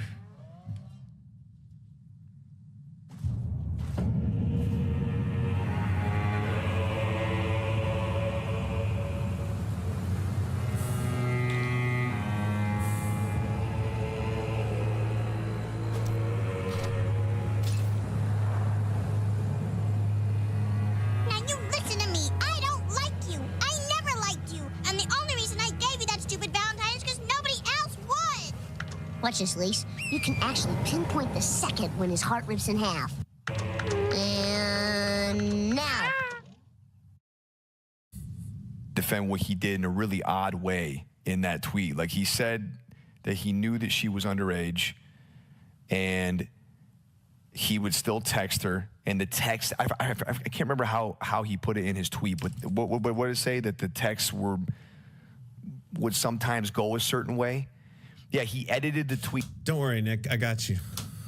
We can pull the actual tweet up and look exactly how he worded it. So, were there Twitch whispers with an individual minor back in 2017? The answer is yes. Were the real intentions behind these messages? The answer is absolutely not. My heart was pure. All right, I was simply trying to find out what the latest Yu-Gi-Oh card collection pack is like. That's all. I just wanted to hear from the kids. You know, these were casual, mutual conversations that sometimes leaned too much in the direction of being inappropriate.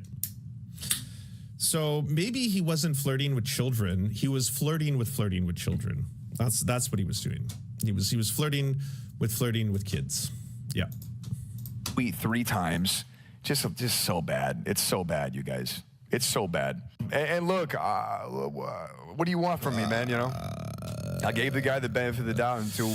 Well, I don't know. Maybe to admit what a monstrously huge hypocrite you are, that you don't actually care about, I don't know, protecting children, and you really just want to make gay kids' lives scarier. That, because like the way you aggressively went after every single LGBTQ plus person who, by the way, were fighting against fucking full-blown fascist neo-Nazis, racists who were trying to be like, oh, they're coming for your kids. We're here to beat up the queers. We're here to beat up the LGBTQ plus parents and allies. And so, yes, there were people pushing back, as they always have in civil rights movements, against that. And immediately you were like, they should stay away from the little children. That's the real issue. Yeah. Nothing to go off outside of the fact that they're LGBTQ plus or parents of kids who are LGBTQ plus or allies. That's it. But groomers, pedophiles, child abusers, stay away from the little kids. Is that controversial? What's controversial about that? You know? Hey, by the way, it turns out that a very top-tier Twitch ex-employee has said that, yes, the reason why Dr. Disrespect was fired was that he was using the Twitch messaging system to DM underage children, and in that system, he was saying things that were highly inappropriate to such a degree that whatever the fuck they saw was enough for them to drop his contract worth allegedly 8 figures. To them, it was a better financial decision to do that and to try and walk away from this entire thing. That just came out. Oh, crazy accusations, bro. Oh, let's wait and see. I'm with the doc, you know, we're friends. I care deeply about him. What do you want me to say? Come on, the guy, big accusations require big evidence. Oh, here's your evidence. It's him, the doc. He's coming forward, and he's, again, just admitting to everything. He's saying he did it after his company dropped him because they investigated it, and their investigation showed that things were so yikes that they were like, yeah, we have to drop the entire originator of our gaming company, the face of our gaming company, the brand of our gaming company. Again, it's so bad that we're willing to have to separate ourselves from Dr. Disrespect entirely. We're terminating our relationship with him because that's how bad it is. Well, I was watching his stream. He looks like he's really sad. He wants to take a break. He's saying social media, blah, blah, blah, that kind of stuff. He admitted. He just tweeted out, yeah, I did that. I did that shit. I just got the update. Weird. Apparently there was weird messages. It was weird. The doc was acting weird, so. Until we knew more. But look, it's unacceptable when you have just in any world, that is unacceptable. You gotta be smarter, you gotta be better. You can't do shit like that. It's not only is it against the law, but where the fuck is your head and your heart at to do things like that? What are we doing? Why are we doing stuff like that? So to act like I don't care or act like I'm not upset about. So how much did he know is what I want to know. Because again, this is another one of those situations where, by the way, journalists who have heard rumors or hearsay, who may have looked into rumors or hearsay and hit a dead end, as in they got to a point where it's like, well, yeah, there's multiple people stating that this could have been the case and this may have been why he's fired, but none of them are willing to go on the record or off the record because they're all under NDAs or something like that, which, by the way, yes, NDAs do not protect criminal activity. Honestly, at this point, yes, he should be investigated. His everything that was being sent and said and his personal communication should be handed over to someone who can investigate what he was doing and the danger and the threat he posed to children. That all notwithstanding, the journalists at this point who may have been getting close to the story or heard rumors about the story, I know some people were talking about, say, Nathan Grayson and stuff like that. anyone who wanted to talk about this could have investigated it, and they may have hit a dead end, right? It's not a journalist's fault if they get to a point where I've spoken to some people, but they don't want to go on or off the record. They're just too worried about the legal ramifications and getting sued and getting their entire lives ruined. Then there's no story here. Then it's like hearsay, rumor, speculation.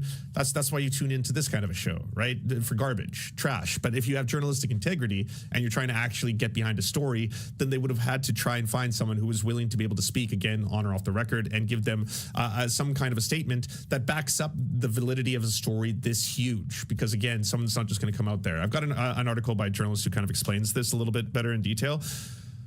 But his fucking inner circle, or other huge ass streamers who interact with them, how many people have come out at this point, including, you know, Nick Merckx and stuff, who say things like, oh, I knew the guy. I used to play games with him. We used to play Call of Duty together. This is fucked. I had no idea.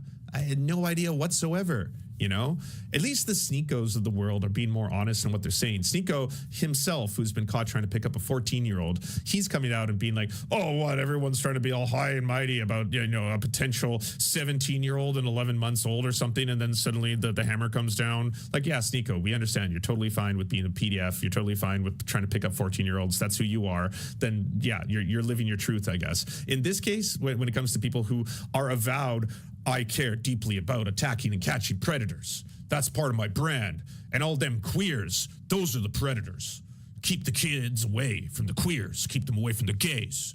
It's like, well, time and time again, it seems like the people who are abusing children are cis, straight men.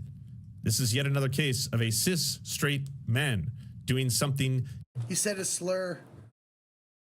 No one's watching because you're scared. Bitches. Illegal, grooming. He was grooming. Let's not mince words. He was grooming a minor, right? Even if it's like, where was his heart? He didn't intend on having sex with the kid. He's still having, in his own words, inappropriate conversations with someone who's underage when he was 38 years old. Like, you can take even the massive position of power out of there, the super internet celebrity, the rich, the fame, all that kind of stuff. That's still a 38-year-old texting a 15 or whatever year old or a 14-year-old. I have no idea how old the child was. And in his own words, verging on the inappropriate in their conversation. That's grooming. He was grooming. He was grooming a kid. This is the thing that you always talk about caring about. This is the thing that all the anti-LGBTQ plus people are constantly up in arms about. We've got to protect the kids, protect the little children, stop the groomers. And then it's like, this happens, and now we're getting a bunch of them. At least Nick Merckx had a threshold. He broke at a certain point, so he's no longer on Team Dr. Disrespect.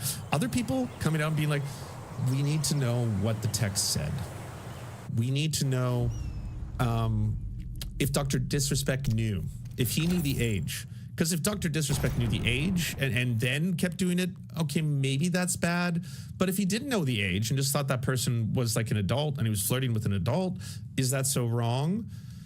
Even though he did say that it was a minor. But did he know it was a minor when he was flirting with the minor? That's the other question, right? The shit he did is crazy. You just have to remember that he was a friend of mine. So obviously I'm going to behave a little bit differently. I got some weird fucking, attachments to this, I do. He was a friend. People think that we're like best friends, like we're hanging out. I don't even know the guy outside of a wig. We took one. No one said that you're best friends, but yes, that you're friends, that you defended one another, that you came forward and did this whole thing where it was like, hey, by the way, they're dropping me from Call of Duty. And then when he realized you were being dropped from Call of Duty for, again, your anti-LGBTQ plus shit, well, Dr. Disrespect was there for you. He was loyal. He was willing to stand up and do something, perhaps even at personal cost to himself. He deleted Call of Duty, the game that he was known for, right off of his Steam playlist. And it's just like, no, we got to do it. It's a tough call, but if they're taking him down for just saying, stay away from little kids, we got to do some solidarity here. One picture together, and newsflash, he was in a wig. And we talked for 8 minutes. Now, I don't want to dumb down a relationship and act. That, by the way, in my own, like, if it was someone else, I would give him a lot more grace. But that, in my opinion, is him still trying to throw this onto the gays somehow, anyhow, in any way, shape, or form he can. Like, he started his first Dr. Disrespect shirtless video where he was like, fucking hell, going on the internet, all the he, him, she, her, they, them, fucking going nuts. Goddamn, got like an attack helicopter coming at me. You know what I'm saying? I came up with that joke. That's original. It's pretty funny, right? Yeah, because they identify as attack helicopters. That's funny. Sorry, you know how I was talking about likes, going back to likes and talking about how Elon Musk privatized likes on Twitter, and because of that, it really benefited Dr. Disrespect in this moment, because again, his testimony of him saying by his own words that yes, I was messaging a minor, you know, I was having inappropriate conversations with a minor, aka he admitted to grooming. He admitted to trying to groom a minor. He was grooming a minor. Dr. Disrespect has said that and put that on the record. That got over 100,000 likes. So it benefits a lot of creeps and weirdos to have that feature suddenly implemented on Twitter, because guess what? You could have still enjoyed Twitter prior to likes being public and looked at fucked up shit. It's just if you wanted to like that fucked up shit, then you are putting a part of yourself on blast, telling the world, well, yeah, I'm into some really fucked up shit. But if you don't want the world to know that, well, then it makes a lot of sense. We want to be like, see, I want to like this and boost this Nazi account, but I don't want people to know that I'm boosting this Nazi account. So now I'm protected. If you want probably the best example of this I've ever seen, that happened to Asmongold yesterday. So this is Asmongold revealing his private likes to the world. This is real. Bad thing to tweet out, but that's really about it. Let me see. I can pull up. Let me see if I can find it. No, not that. Let me see. Where the fuck was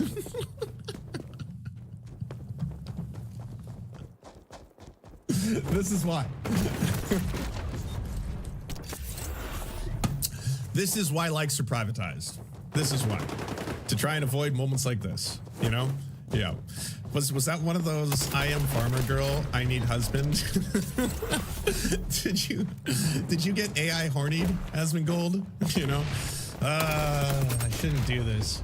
You know what? Likes are private now. I can do this. Hell yeah, baby. Yeah, take my like. Yeah, you know who likes you? Asmongold. He had a Vosh moment here too.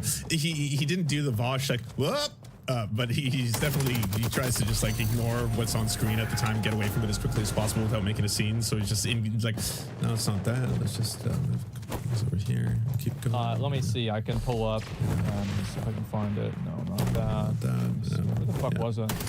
I saw. Oh yeah. Okay, let's change topics. June 26, 2024, Felix XQC sternly responded to a viewer who asked why he'd excused Drake and not Herschel Guy, aka Dr. Disrespect, in light of a recent controversy. While reacting to the post on livestream fails, Felix received a donation from a viewer, and he wrote, XQC let out a heavy sigh. What Doc did is horrible, no excuse, but why did you excuse Drake? Okay, ready for it? There's a word that's very, very important on this, and you know what it's called? It's called inappropriate. Inappropriate. Inappropriate. That's the most important thing. Do you know that adults interact with minors on a daily basis without being inappropriate? Do you know? Did you know that? That it's actually completely fine and it's possible for adults to interact with children and it be appropriate. Did you know that? Just wondering if anyone knew that.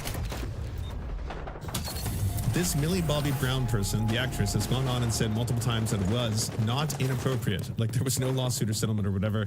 There's none of this. I don't know how Drake still has defenders at this point. I thought that was over with, but apparently XQC in this case is like, hey, by the way, Dr. Disrespect said that was inappropriate what he was doing, okay? And now the multiple accusations of Drake perhaps having, parties at his mansion where high school kids are brought over there, and multiple people have stated that might be a thing that is happening. While there isn't direct evidence at this time that is true, it is alleged to be a thing that Drake is into, and it's something that multiple people within the industry, as well as people who just live in Toronto, have made videos talking about how, yeah, it's kind of fucked up how there's just like this thing that girls in high school knew not to go to that house, not to go to that mansion, because, those parties that took place there were kind of sus. There's been no bigger defender of Dr. Disrespect and his grooming than none other than the quartering. Well, he's had a rough week because he wants to be current He wants to be, you know, able to bring you breaking news as it happens every single day and multiple videos every day. 1, 2, 3, 4, 5, 6 videos at a time. And so he was one of the first people to really get in Dr. Disrespect's corner. Again, it's really funny because I don't think Dr. Disrespect even knows who he is. I could be wrong on that. Maybe they're besties or something, but it feels like one of those things where it's like, yeah, I'm defending a guy who has no idea who I am or anything like that. But tweets reveal a huge mistake. It was, in fact, the leaker who was wrong all along. Huh. Why everyone is wrong. Nick Merckx gets dragged. So he's gone through phases, right, on this. I don't know where he's at now. Let's see the latest one. Alex. Actions are coming in fast and furiously, and it seems like Doc's closest, I guess, internet friends, both Tim the Tatman and Nick Merckx, have issued very similar statements. Most critical coming out to make another, another statement based on what Dr. Disrespect has said today in a tweet in regards to why he was banned from Twitch so many years ago, 7 years ago, roughly. I continue to want to see more context, more of what was sent back and forth, but maybe I'm just coping. Yes. Why? Why do you need to literally see the messages of some disgusting fucking pedophile and him messaging a child and the potential inappropriate conversations they were having together? You have the guy admitting to having inappropriate conversations with a minor.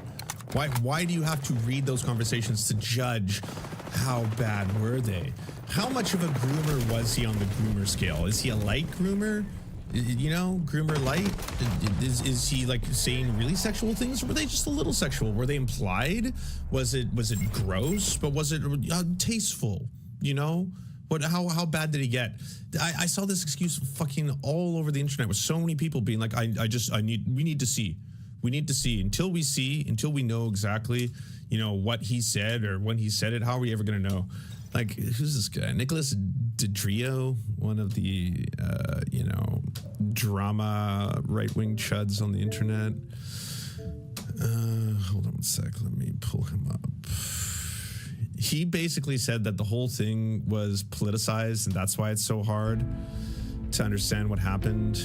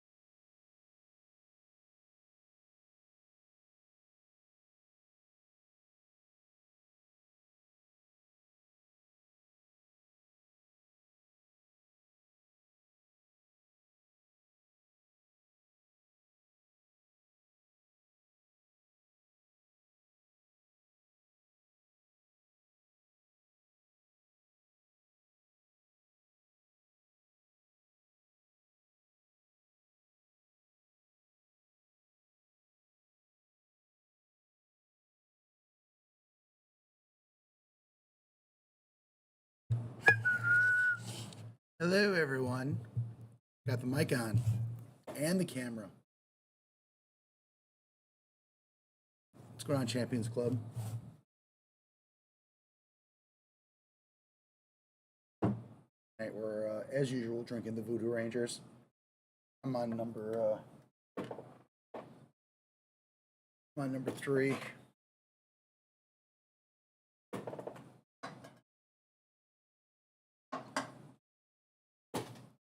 No, I'm not always happy when I'm drunk and high, but I'm only happy. Thank you. I've got my cats here as usual, my besties. You can really see the sweat on Soap's dead ass.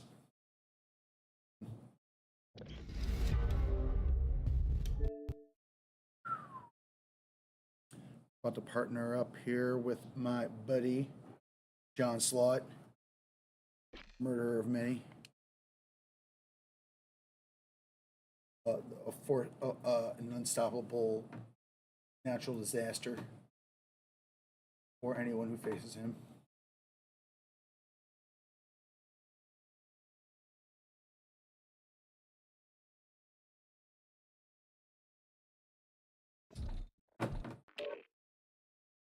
And I'm gonna be real. Whoa, look at this. What? What? This is cool. We got some. Dude, seriously? A calling card and a loading screen? Dude, that's sick. That's sick. I want this now. Claim it. Yes. Loving that. Holy fuck. Whipped. This is the best calling card I've ever fucking seen. I'm not exaggerating. That is great. I mean, I'm old, so it's for me, obviously. Because old people like shit graphics. Oops. Incline 24, Bit Party. Oh man. What is Bit Party? Bit Vela. Yeah, we're gonna go. I'm gonna talk to see if he's down. John Slott.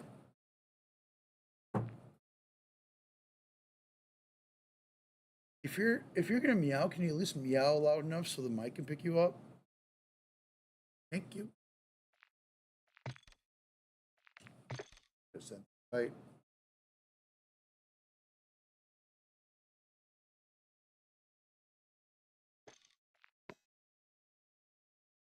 Make sure my microphone is not muted. My headset mic. Hello. Hello. Here. What's up? How you doing? How are you? Doing great. I'm doing so, especially after watching that debate from last night. I'm just feeling great. Yeah. Feeling great about America. Yeah. I'm feeling great about the state of democracy. I'm feeling great about the Democratic Party. Boy. I'm just feeling great. I'm going to be honest. 100%. Dude, man. Woof. Woof. Woof indeed. Yeah. I mean, I couldn't. In the first minute, it was like, oh, fuck. I gave up in the first minute. I have to admit it.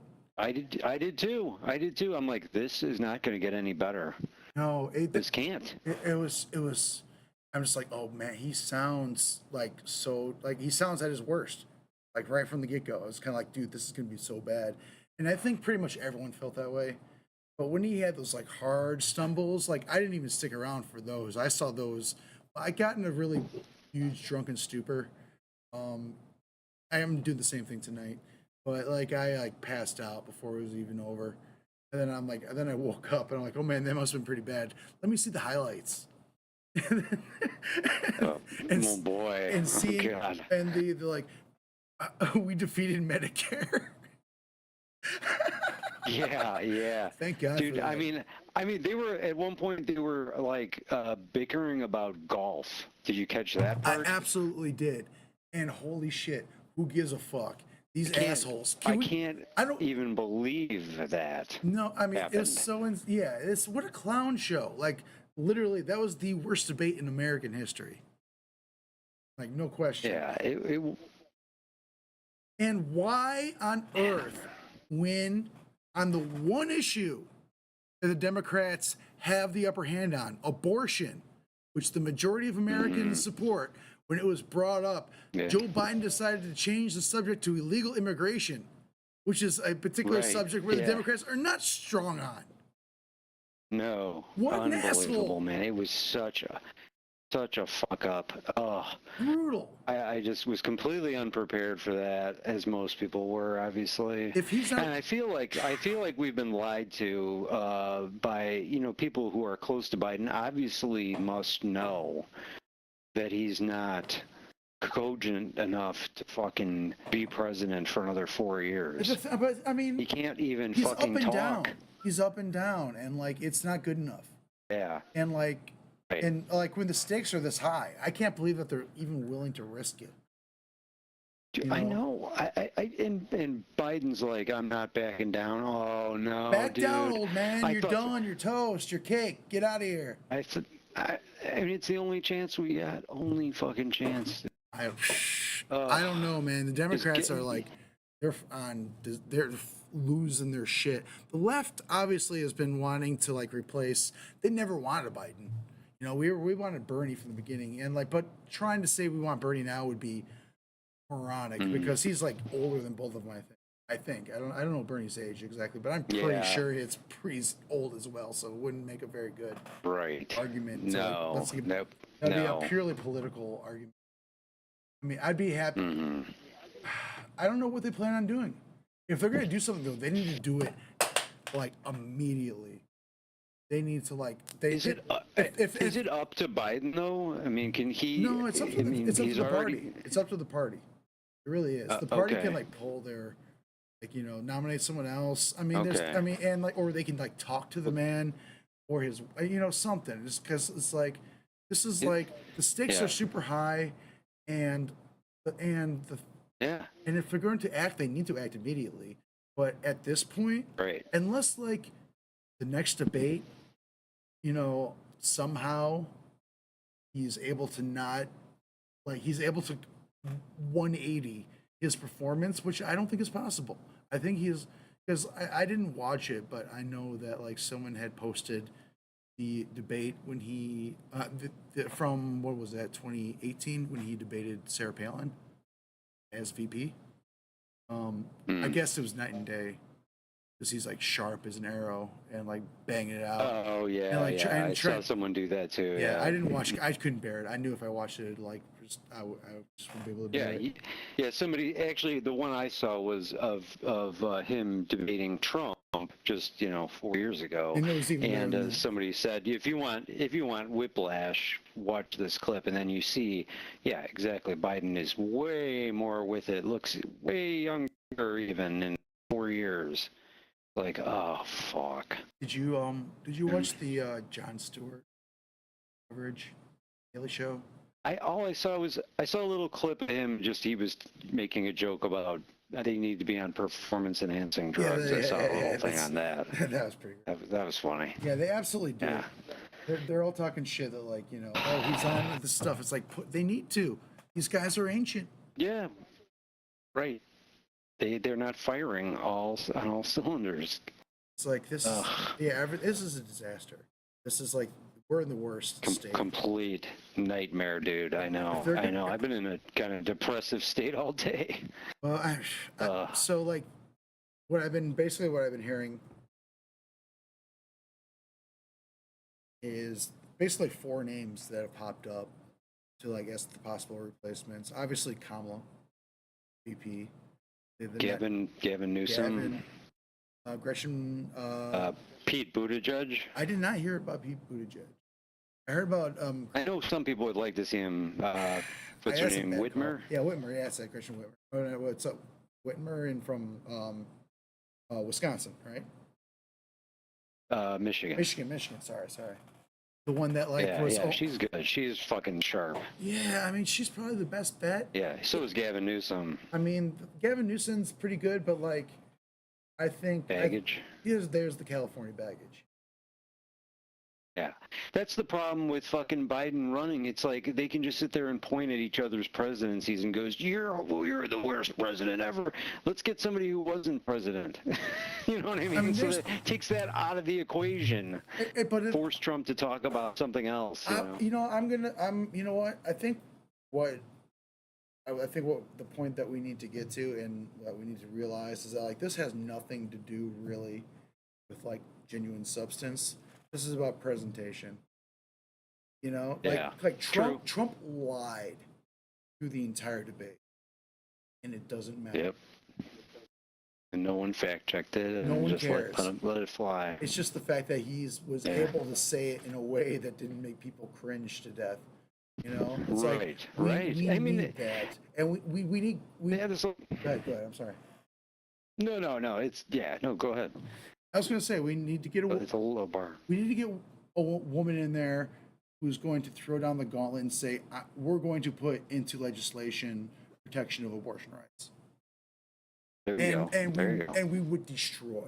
It would be a landslide. Whether it's Kamala, who is the weaker choice, or I can never remember her name. Who I think is the stronger choice. Gretchen Whitmer.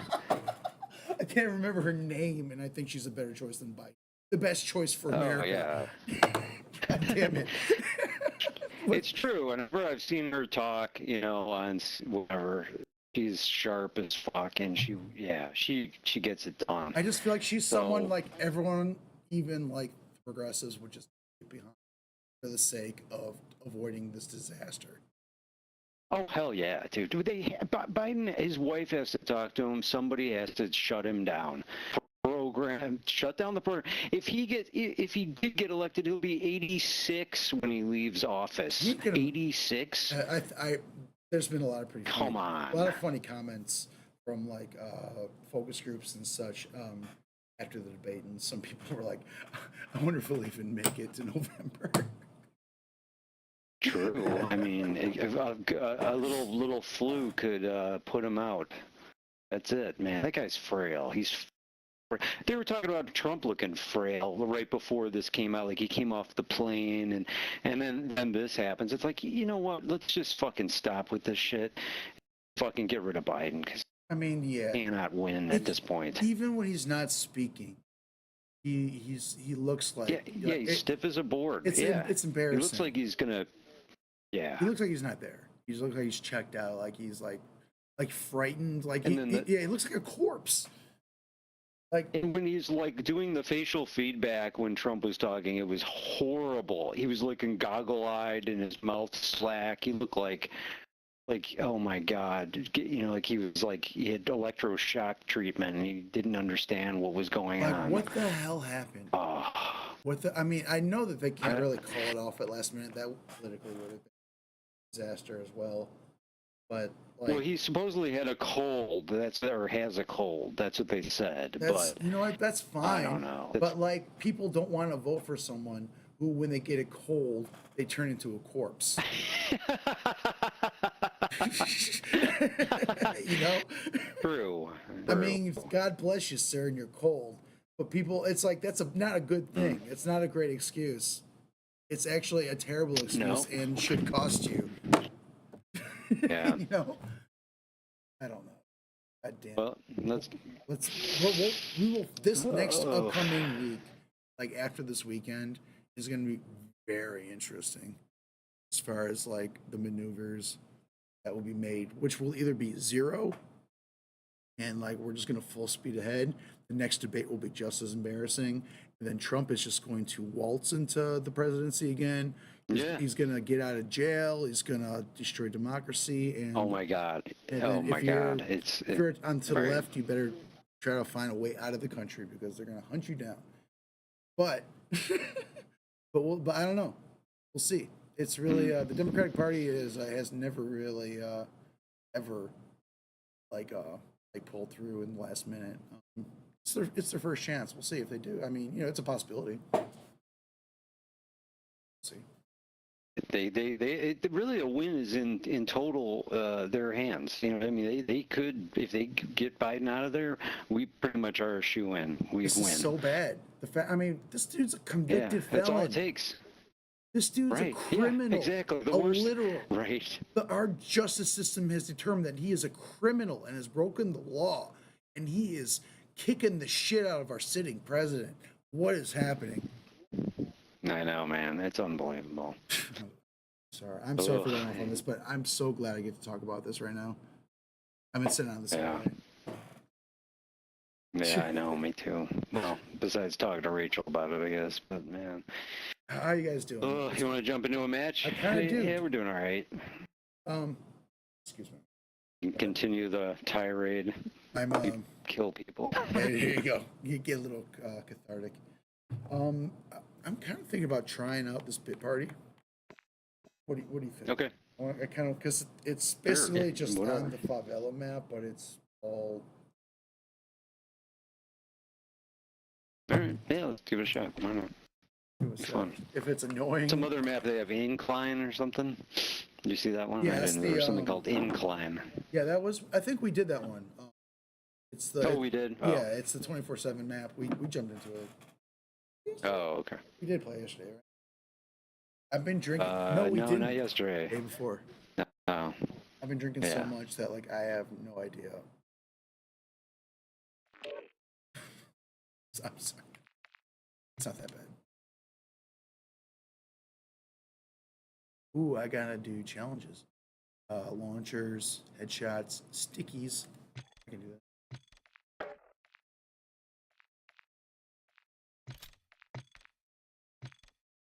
My go-to kill people launcher is the RPG 7, usually.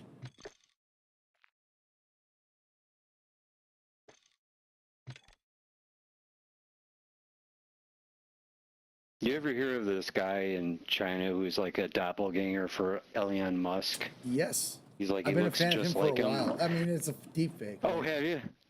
Yeah, because What's that? It's a deep fake, right?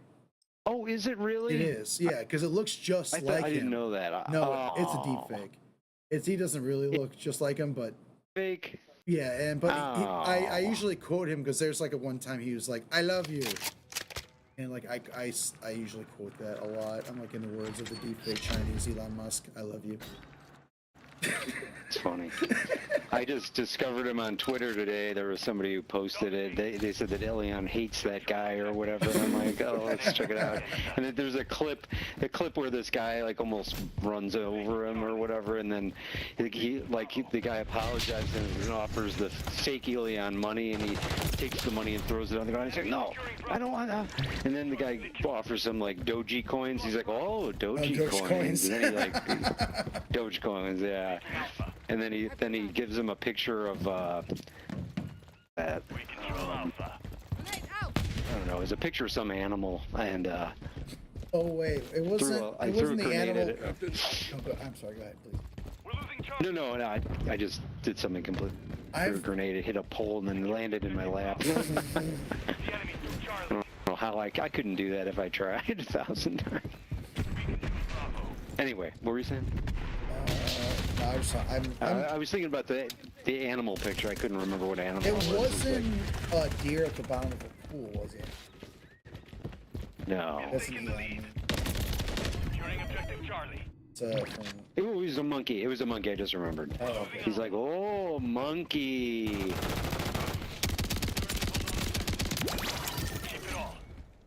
I was hoping that it really was a real person. No, It didn't even occur to me that that was a deep fake. But it looks so. It does. Yeah, it's it does. It does. Okay. It's got really thick. We're taking Charlie. Yeah. All objectives secure. They will come. If I find anything, because I've known about it for a while. If I see anything funny in particular, I can send to you. Mosquito is online. All right, cool.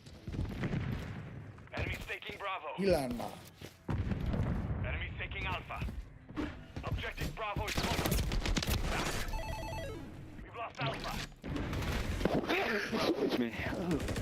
gosh, this map is something. I just feel like it's the regular map, but it's just like not loaded in all the way. I like the arcade sounds there. Feel someone, it's like a little, like almost like a hidden ball machine song and shit. It is not yet my time.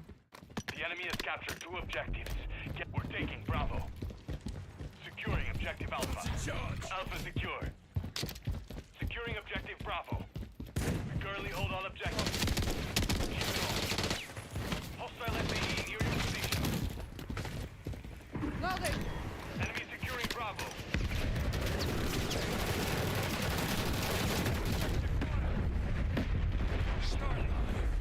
Switching back. Enemy securing Charlie. Enemy is down.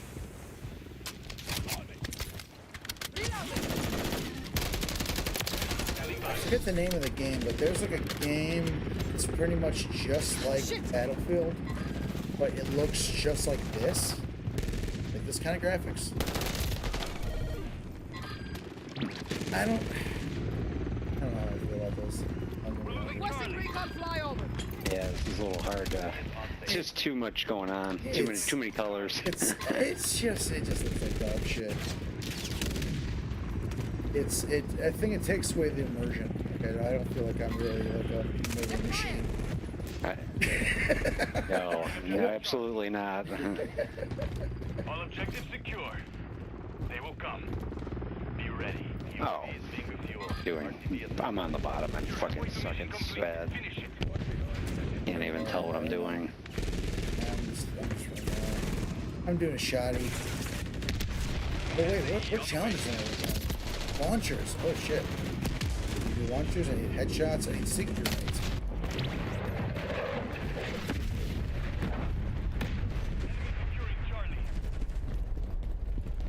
That's the one thing where I get drunk and high. I always forget about the daily challenges I'm supposed to be doing. I do that sometimes. We're taking Charlie.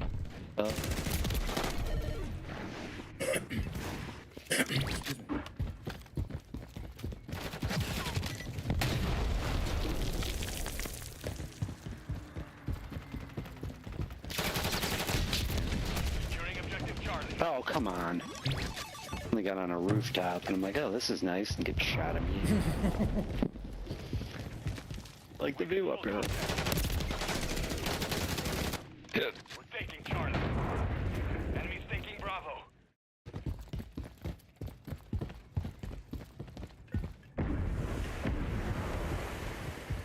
I do like the palm trees. Friendly SAE inbound.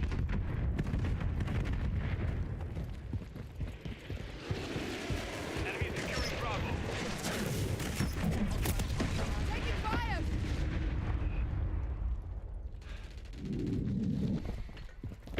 Lost Bravo. Securing objective Charlie. We're losing Alpha.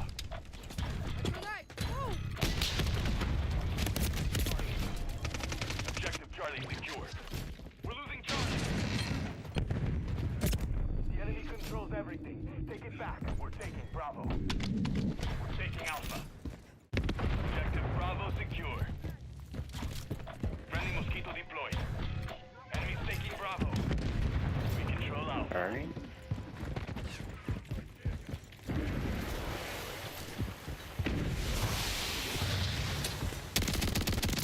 Enemy securing Bravo.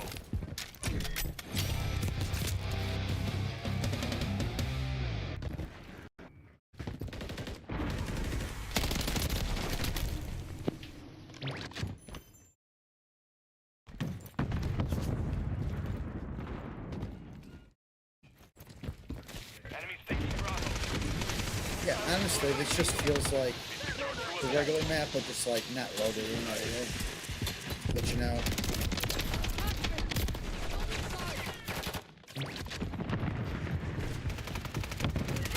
Hasn't rendered.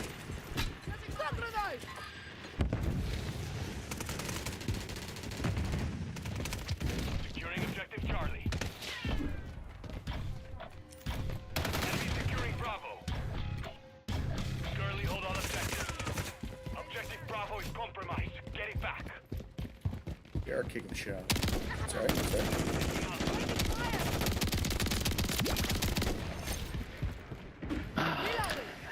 Objective Alpha is compromised. Get securing objective Bravo.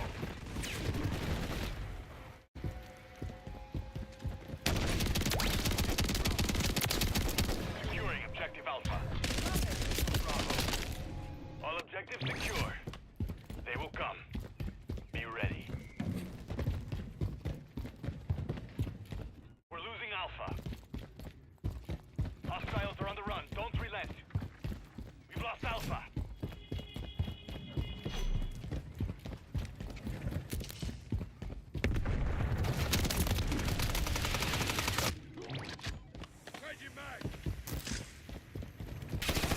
Bravo. Taking Alpha. Currently hold all objectives. Keep it all. We won, no thanks to me. Hey, it's okay. Well, this map is it was fun to play on once.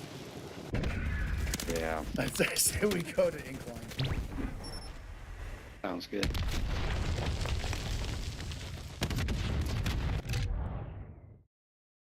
Yeah, oh yeah, I was dog shit too. Nice. And our team called Shady Waffle.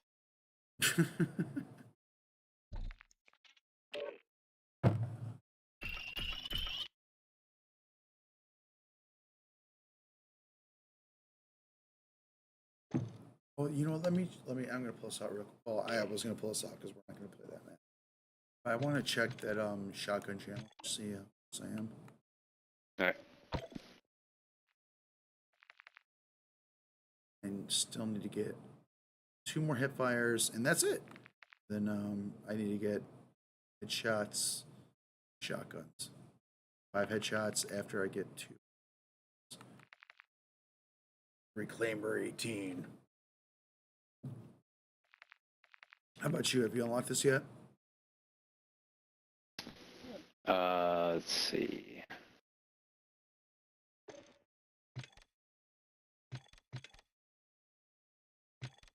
Which one are you asking me about? The new shotgun. It's in the battle pass. It says new weapon under it. It's called the Reclaim. Challenges to unlock it. No. What do I gotta do? 5 operator headshot? Well, you have to first. You have to do with the first 4. shotguns.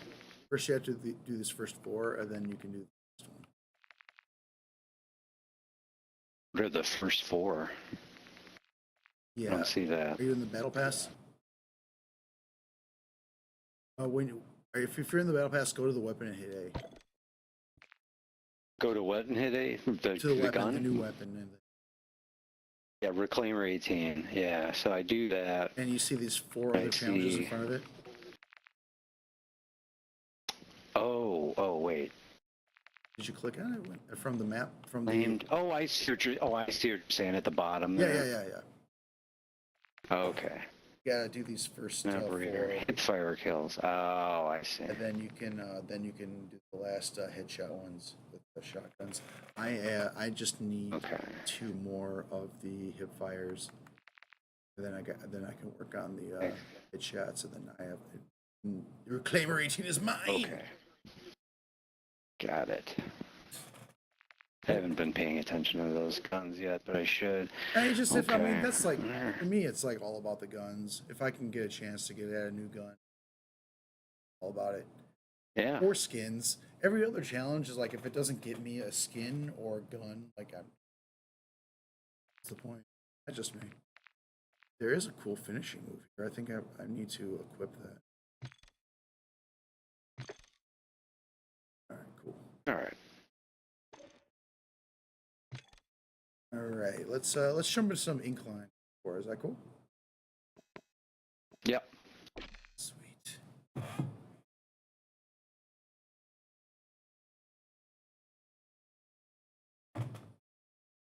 Yeah, oh man, I have no idea what the Democrats are gonna do. This is like a political crisis of our generation, in my opinion. think like we've been in such a tight spot since like seriously like Yeah. Civil War shit.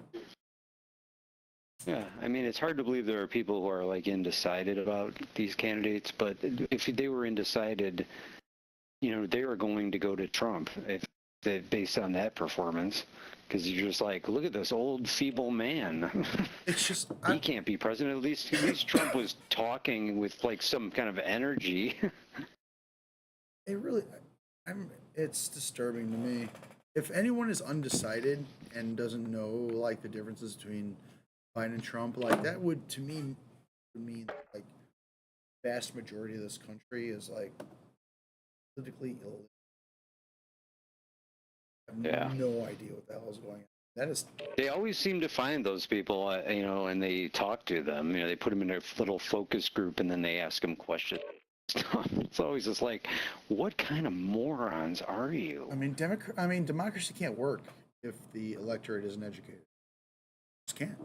Yeah, it's true. At least, like, I mean, but that's the media's fault. Particularly right-wing media, they're just like full of disinformation and framing things in a way just for the gain of politicians and that for the advancement of people's political literacy, you know? Yeah, exactly.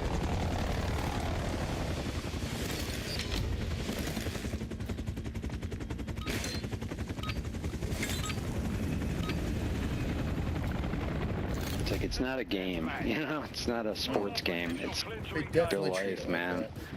I mean, it's like real life and real death.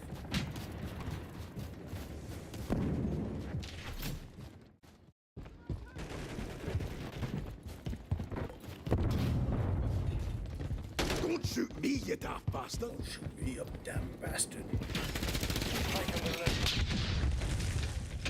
Taking the lead. Oof. Just killed by a man named I Am Adrian. He's got the reclaimer. It seems pretty powerful. Oh yeah. So definitely just one-shot me with it.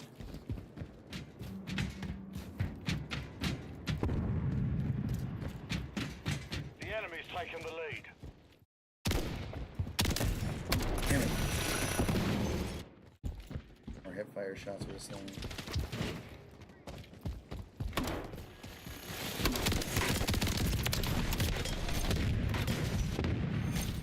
Jesus. Hostile UAV in the area.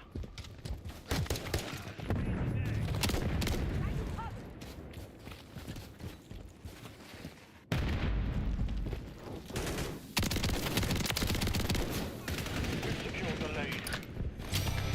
Alright. Just finished the hip fire challenge. Do I need those headshots? Boom. Enemy spotted.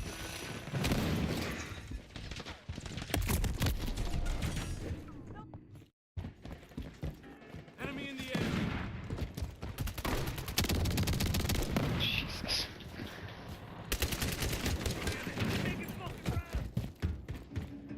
Oh, I still haven't even checked to see if there's a new mastery Friendly camera care going package for on the the season. way. Friendly line. Season reloaded. Oh. Expectations are absurdly high for Black Ops 6. For real. I'm all about it.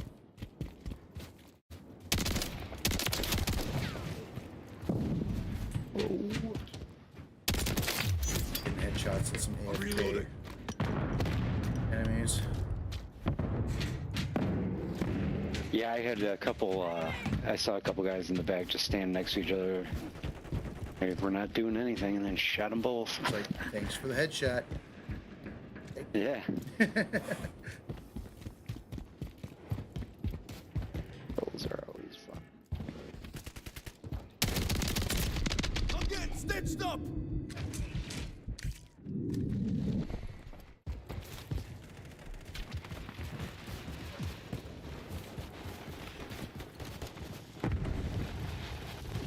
Jesus.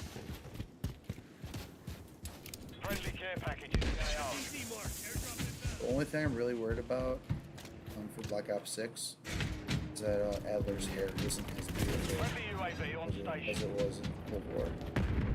We're worried. Be a whole Like I'm team that's just devoted to it. There should be.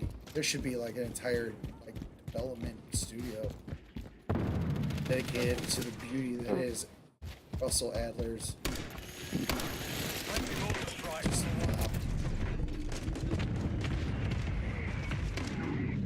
Cosmetology experts were brought in. Yeah.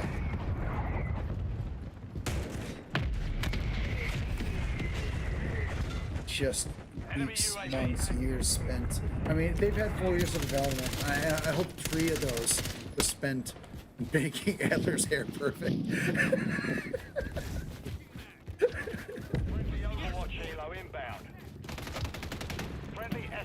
Side drones coming, sir. Good. Spare, no expense. We cannot fuck up Adler's hair. That an enemy ship? No, that's our ship. Oh, yeah, so we're good. Got excited there for a minute. Oh, you're about to zap it. Well, I still need my last launcher kill, I think.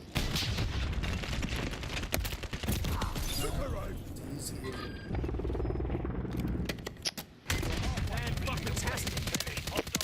Wait a second. I needed 2 headshot kills for my shotgun, but one of my daily challenges is headshot kills. And it only registered 1. What's that about? That is weird.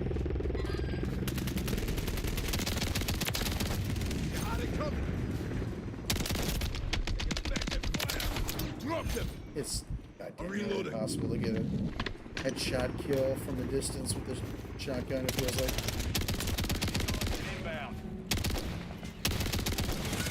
Shoot them, not me.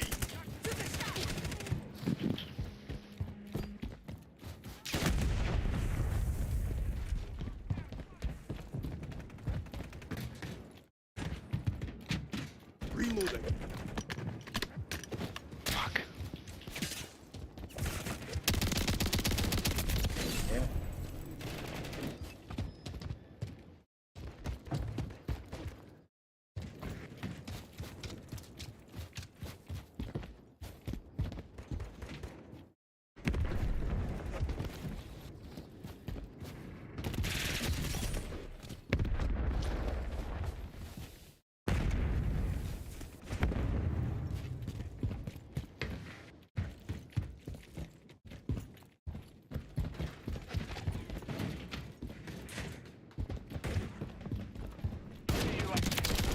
Watch your fire.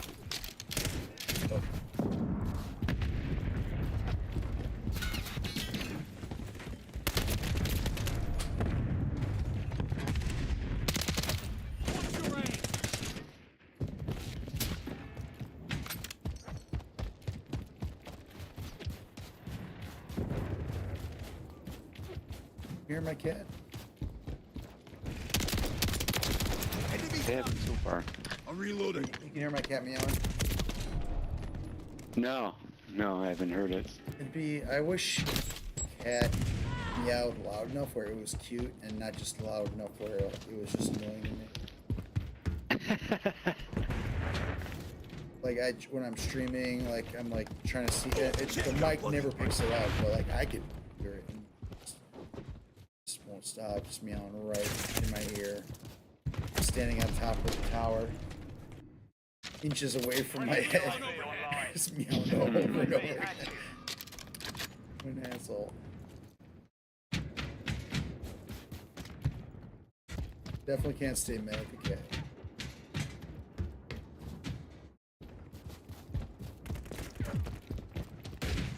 I'm just glad that my apartment doesn't have any mice for my cats to like make friends with and hang out with.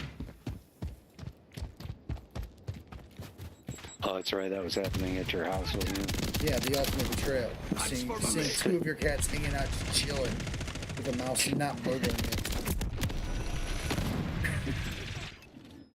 And then you like walk into a little party. They all scatter in different directions. What a joke! What a clown show! Damn cats. What's the point? Literally have one job.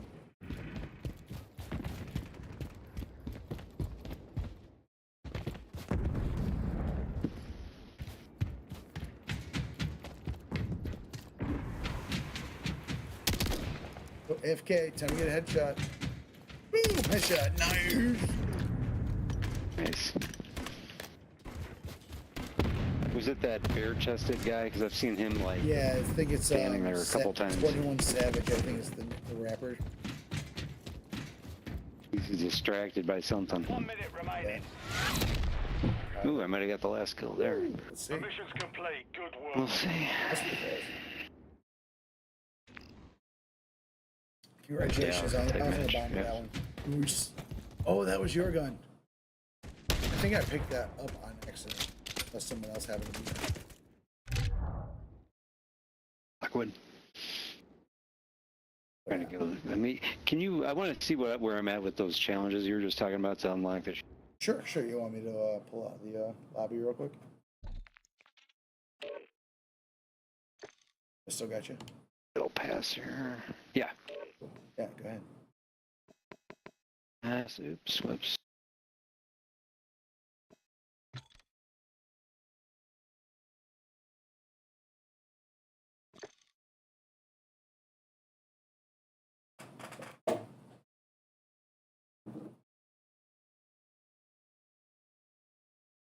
What you got going on this weekend?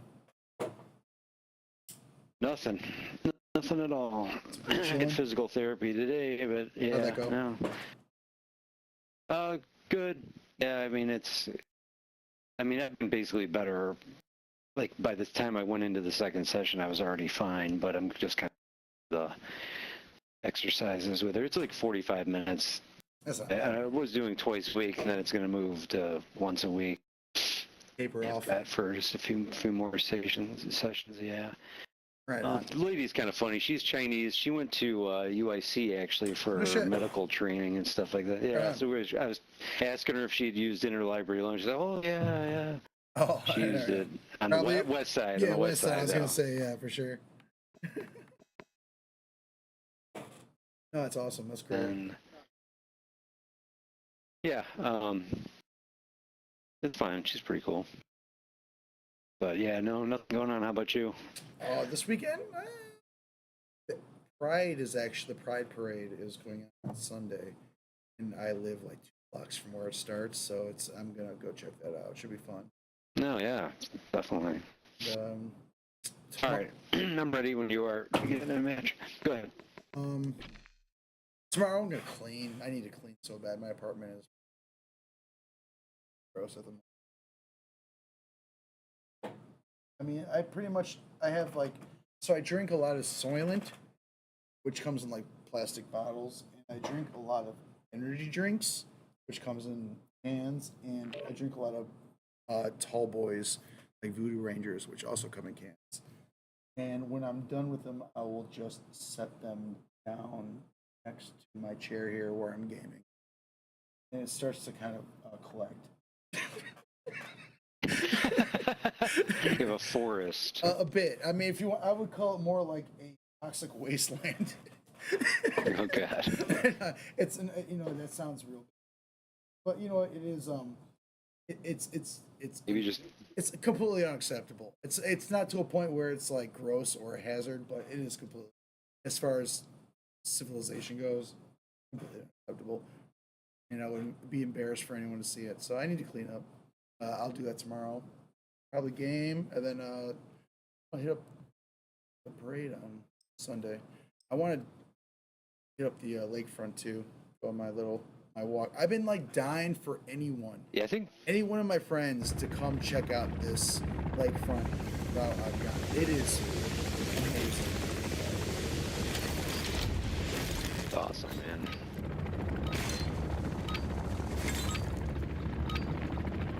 Yeah, well, we're looking at July if we're coming out to visit. I will probably later July, but I'm sure we'll make it out there. Oh yeah, no worries. As long as it's like nice out that weekend, and any that's like number one factor in my opinion as far as like checking out this lakefront. Yeah. Come on. lost the lead. Shit. But like I've been like texting my cousin. I've got a couple friends in Joliet. I'm like, yo, you gotta check this out. I'm like, no one's coming to Chicago. It's pathetic. Yeah, have you been to Joliet or anytime recently? No, I mean the only time I was ever in Joliet was when we went to your house. I've never been there before. Shit. Holy shit. Yeah, it's a shithole, man. There's nothing to do there. The only thing worth doing there is leaving. And none of my friends fucking do that shit. Sorry. That's all right. I think we were both looking for the same guy. Yeah, I just picked up this someone's gun. It's not bad actually. What is it actually? What is that AMR? Requesting recon at my location. Recon out. Copy that. UAV. Oh.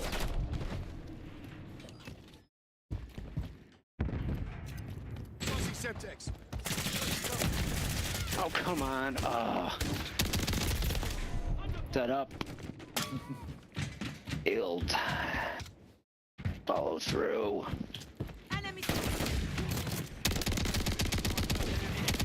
Oh, nice. Oh my god, that was so cool.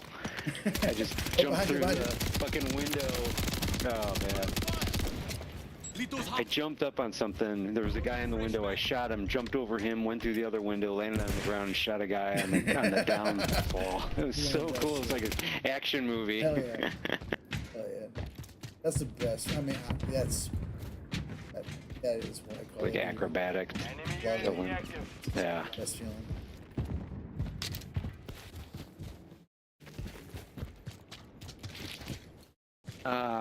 Fuck. We've secured the lead. Come on, dude. Oh,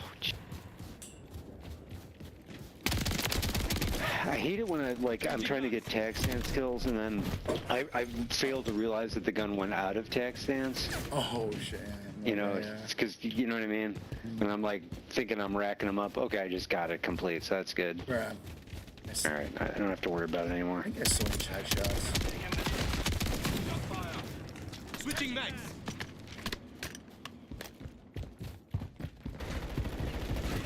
This gun's doing me good in this match here. Ooh. Wait, what are you using? Lockwood 680. Okay. Just to get those, you know, I was trying to unlock that thing you were just showing. That's probably the best shot. I'm over here using the Haymaker, and it's honestly it's a challenge to get headshots with it. Hostile airstrike near your location. Friendly UAV online. It's just the one thing I happen to have in my shoddy slot. Sorry. Alright, saw him too. It's on my way. Friendly UAV on station. We're on the same side. Under fire. Hostile eliminated. On your six.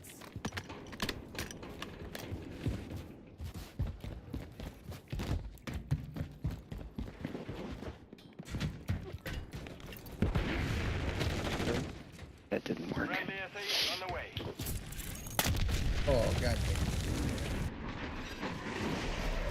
Friendly cruise missile This is a deployed. close one.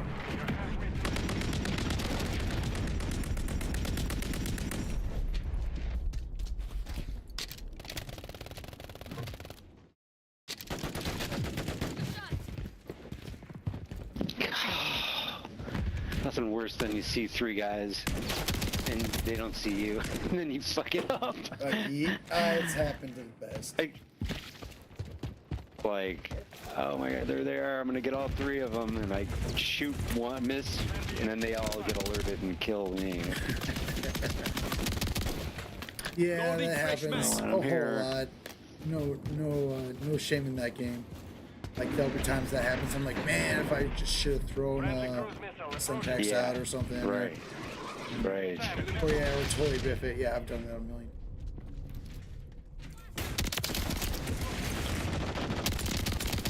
Taking fire. Changing max. Honestly, it's like it's a tall order. If you run into a bunch of guys, like there's a pretty good chance that you'll die, because like you can take one out, two out if you're just shooting at them, and the chance of getting that second or third one is like, it's tough because they can just spin on you pretty quickly and take you out. Sure. And that's what happened. Enemy KIA. Aha, gotcha, fucker. Killed your ass.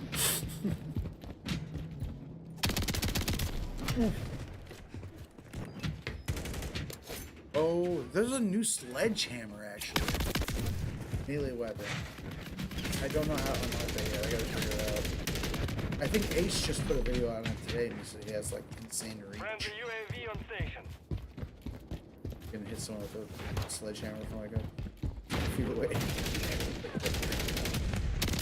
Jeez. So I didn't watch the video. I saw the title. It's the Peter Gabriel like riff play on me. Yeah,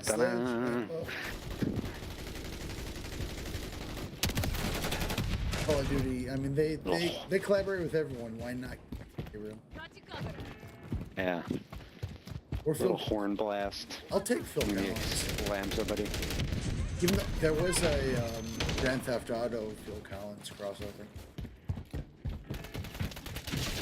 In what way? What was that all about? I think it was Vice City.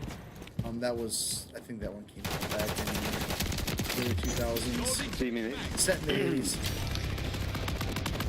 One of the earlier games. Changing max. I think it would have been like I've part been hurt 4. worse. Or between 3 and 4. Because there was a Grand Theft Auto 4, and there's a Grand Theft Auto 3, and I think Vice City was actually between those two. Good work. So like there wasn't. So it would be like a 3.5 or something.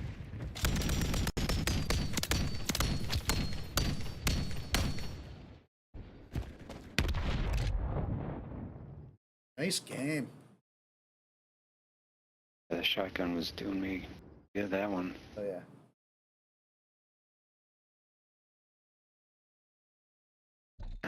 If you can wait 1 minute while I check. Oh, you got it. You got. Yeah, yeah. I'll give you.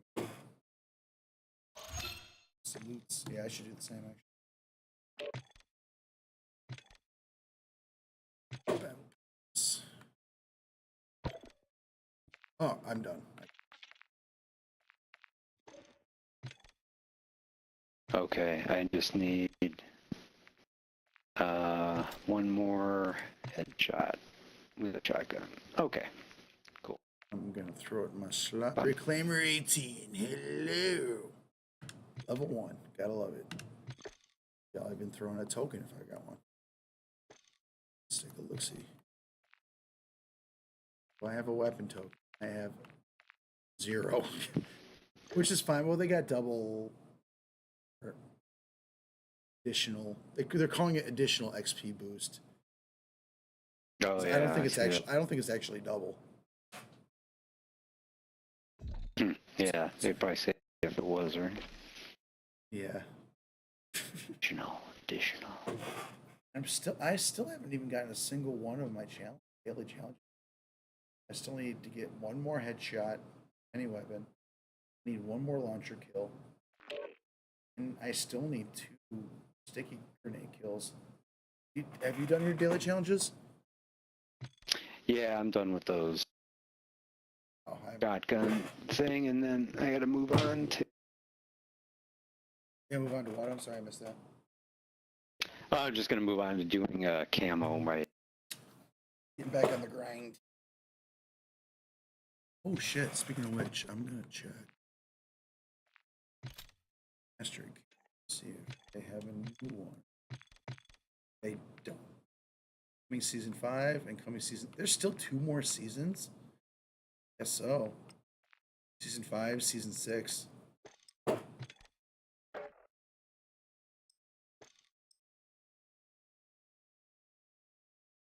That last season's gonna be rubbing up right against Black Ops 6.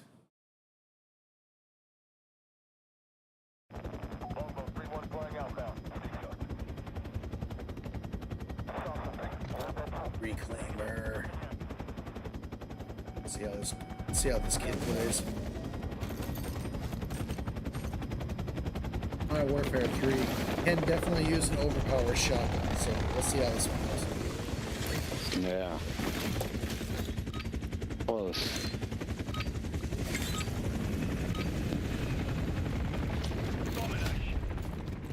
Capture and keep hold of the objective. This is a pretty clean map, pretty small. We control Alpha. Yeah, that's pretty good. I like it. I like the B spot right under this kind of gives you, what do you call these little We're taking Bravo. things that you ride to gondola? That was, remember from Oh, good. what was remember from Vanguard, the one map that you could ride one of them in? Yeah. Gondola? I think so. Is that what it's called? Or wait, a gondola, isn't that like in Venice when you're on those ships, isn't that a gondola? Ooh, I'm reloading. We're taking Charlie. We're taking Alpha. nice couple headshots. Securing Bravo. Alpha secure. Got your back. Oh, I haven't even paying super attention. This shotgun is crazy super powered. Worth the unlock. Good. I think I just managed my headshots. Oh, two. Okay, I need sticky grenade kills. That's all I need. One down. Let's finish my launcher kill. We've lost Bravo. What's this way? Charlie secure. Hostile Mosquito is online. We're losing Charlie. Objective Alpha is compromised. Get it back. Securing Objective Bravo.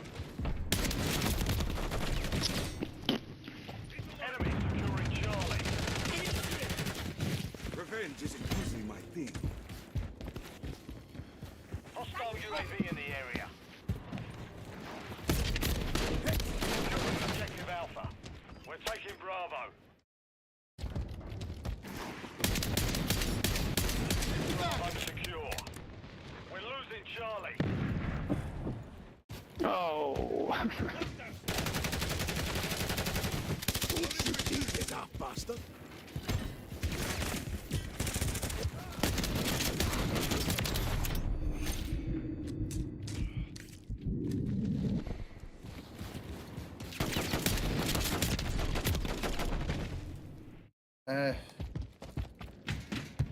I spoke too soon while saying this is OP shoddy. You can definitely get a one-shot kill super close, but it doesn't have very good range. Pretty similar to the rest of the shotguns. It does have a pretty nice one-shot kill, close to medium. Like I said, it has no range. You're gonna wanna get up close and personal with it. We're taking Alpha. Enemy securing Bravo. Oh, come Enemy taking Bravo. What?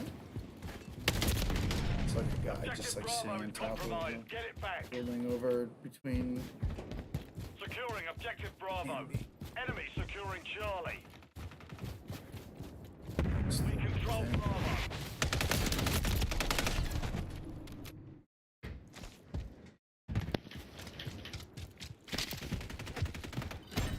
Gotcha 6. Back to fire. Target dismissed. I'm reloading.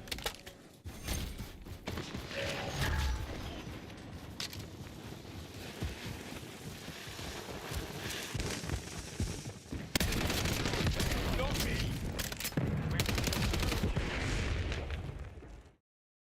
Enemies I'm taking reloading. Bravo. Reloading.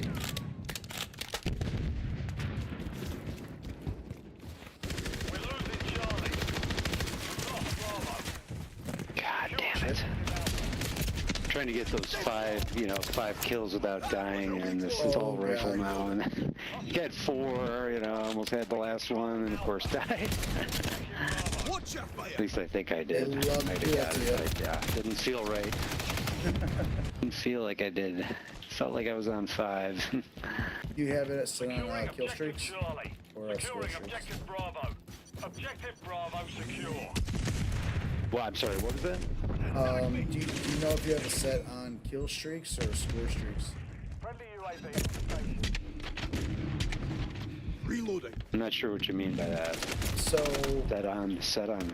there's a setting where you can switch between whether or not when you get your streaks, whether or not they're based on kills or whether or not they're based on score.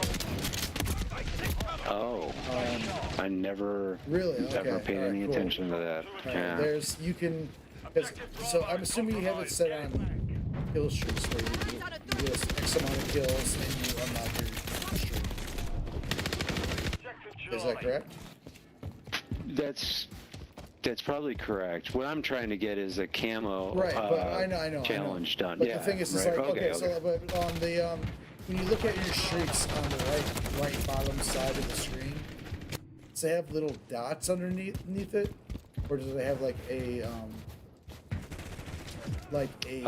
yeah, little dashes. Yeah, those I see are kills. dashes.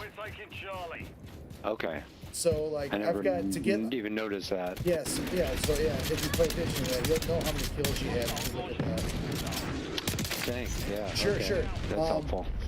But you can switch that to instead of kills, it's based on score. So if you're playing the objective and stuff like that, it'll go towards your streak. They're both the same in the sense that if you die, it'll start over. Yeah. Okay. So yeah, just you Okay, can change well, that in the that's helpful, settings. If yeah. you go under when you pick your kill streaks, there's a little switch on there where you can switch between kill streaks and score streaks. I don't know if this is the first game that lets you switch between the two. Cold War had its own really strange streak system where even if you died, it kept contributing to your. So it wasn't really like a real kill streak. Most other Call of Duty games is like if you die, you lose your streak.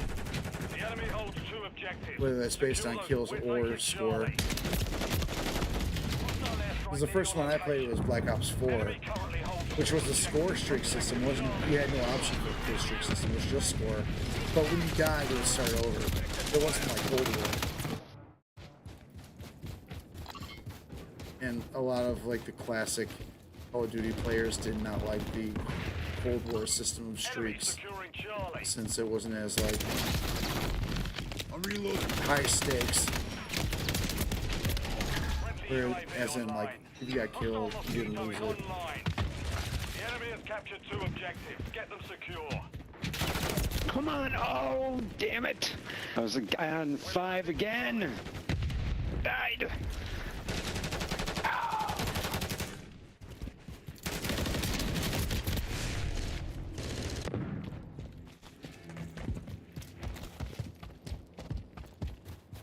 We're taking Alpha. Enemy securing Charlie. Celtics! Trophy destroyed! Enemy's taking Alpha. Incoming! Securing objective Bravo. Losing Charlie. I don't get the trophy system all of a sudden. I threw a Semtex at a, and then like I got the narrator was like, you destroyed the enemy Semtex. Not enemy Semtex, the enemy trophy system. It's like, shouldn't the trophy system destroy my grenade? Yeah. What's Idea. Yeah, so I don't feel like I deserve to be able to destroy a trophy system with a grenade. What's happening? And all my trophy systems getting destroyed by grenades. Yeah, maybe something's glitchy. Or just, maybe I don't understand how trophy systems. We've secured 2 Or, well, you sure you had it down in time? Maybe, or you were saying your grenade blew up the trophy system. Yeah, I got an enemy trophy system destroyed. Did the trophy system just get thrown down, or like, or had it been down? No idea. Maybe Because I they. blindly threw syntax at a point. You know, I had no idea where it was at the point at the moment. I'm just trying to clear it. Enemy securing Charlie. Enemy securing Bravo. So it could have been there for 1 second, could have been there for a minute. Charlie. Idea. We've lost. I guess I've thrown down a trophy system as a bomb was being thrown at me, and it managed to block it. And I've seen that happen once in a. I mean, that's what it's supposed to do. Yeah. Acted as. Oh. We're taking Bravo. Online. Style mosquito. Fuck that.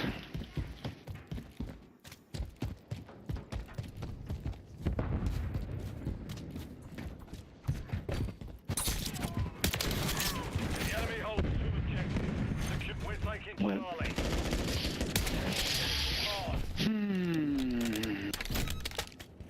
Yeah, I think to this day the most powerful shotgun I've ever seen was from Modern Warfare 2019. The 725 was absurd. Yeah, because it was like a, I think it was like a, was it a double barrel? I can't remember. I think it was.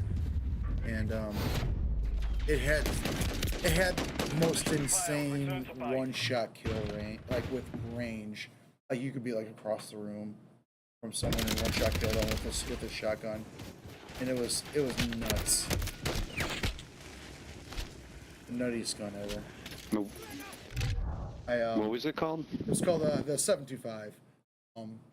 When I went back then, this is 2019, so it was like 5 years ago at this point. I would watch this one YouTuber who would like troll people with that gun, who would camp, and just really get people super pissed off with camping with the 725, and it was just over the top. I don't think I've seen a shotgun like that since.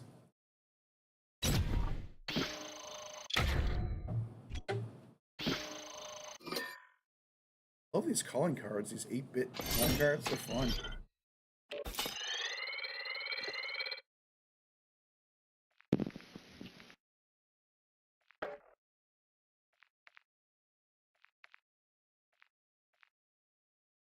But I'm not going to use it at the moment. What's your schedule looking like tonight? It's assault rifle. I'll probably go just one more match, I think. No worries. Head downstairs and. One of my favorite. I'm a big fan of a podcast that's called H3, based out of California. They're having a live show tonight, actually, at the Greek Theater. They're about to go live with it here in about half an hour, so I'm gonna watch that. It should be fun. Really funny stuff. What's the show called? H3.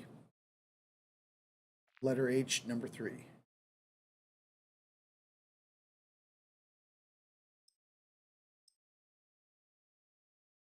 It's a podcast? Yeah, podcast. I mean, it started out as it channel? was a YouTube channel, then it kind of like evolved into a podcast, and like they have like a show like 3-4 times a week. And it's definitely like millennial meme kind of based stuff, but I mean I personally think it's have been since about 2016.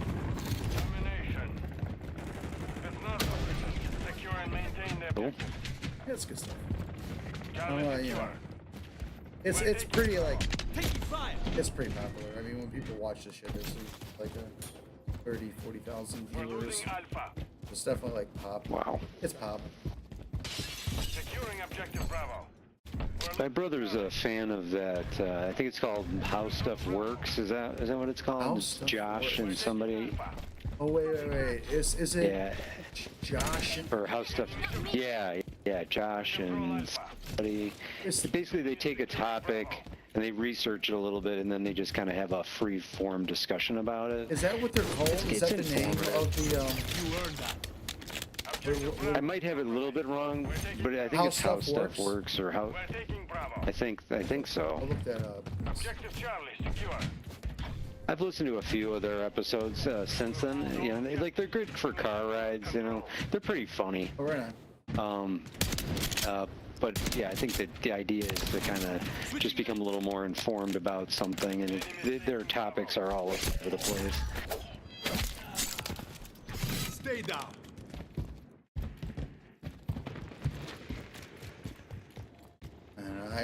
I'm always been a pretty big fan of just kind of like irreverent, silly kind of shit, you know, just to distract from the horribleness of the planet. Enemy securing Charlie. And they share Yeah, stuff with some we of that need stuff. it.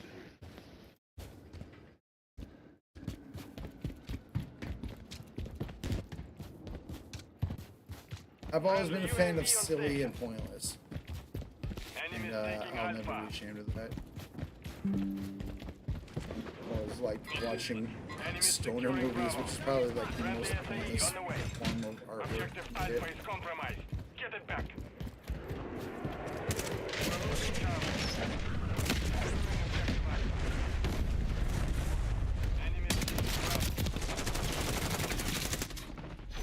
We're taking Alpha.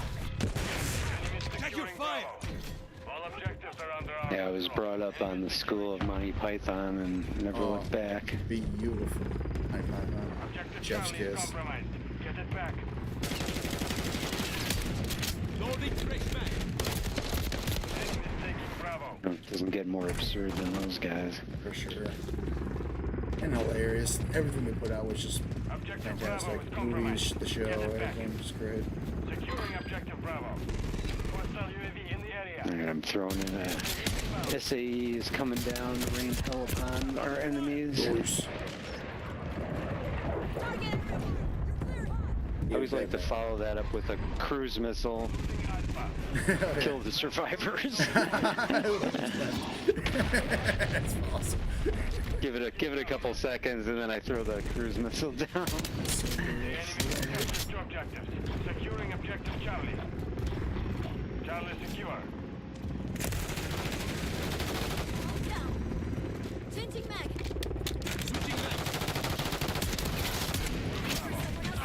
Oh. Changing Alpha.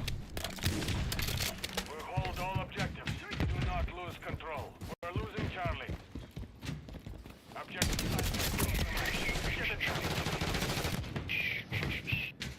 enemy UAV active.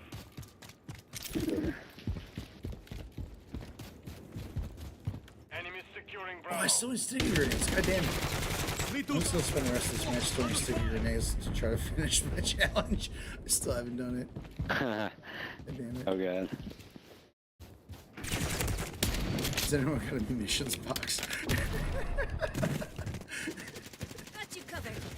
I might switch it just so I can have an extra sticky grenade.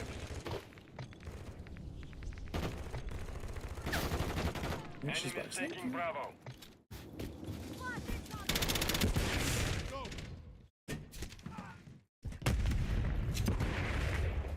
Objective Bravo is compromised. Get it back. Securing objective Bravo. Oh fuck. Securing objective Alpha. We're taking Bravo. Alpha. Enemy securing Charlie. Whoa! Oh god damn it. Just had it. And it Objective Bravo just secure. ran up and stabbed me in the face. We're on the same side.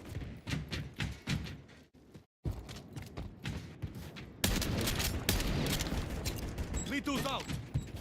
Switching. Securing Bravo. Oh shit. Hostiles. Hostile Mosquito is Got you online. covered. We're taking Alpha. Enemies taking Bravo. Secure. Can't put me down. Yep. Control Bravo.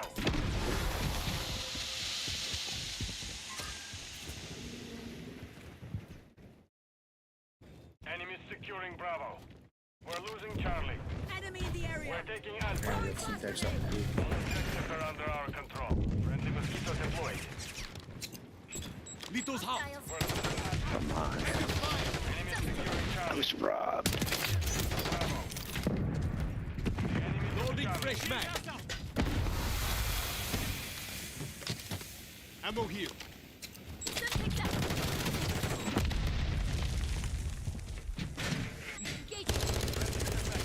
Taking fire.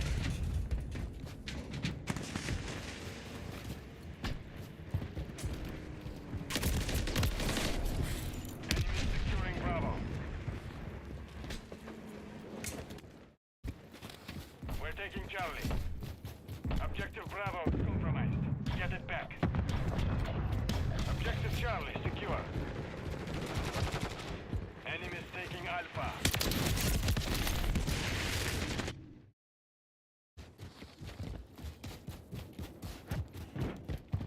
Objective Alpha is compromised. Securing objective Bravo. I'm not letting them win this match. Our match. Bravo secure.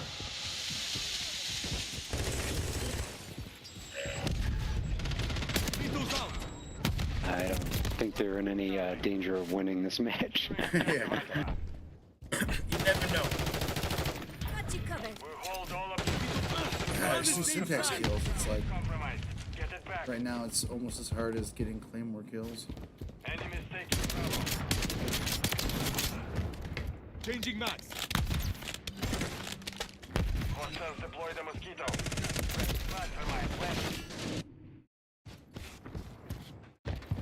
Enemies securing Bravo.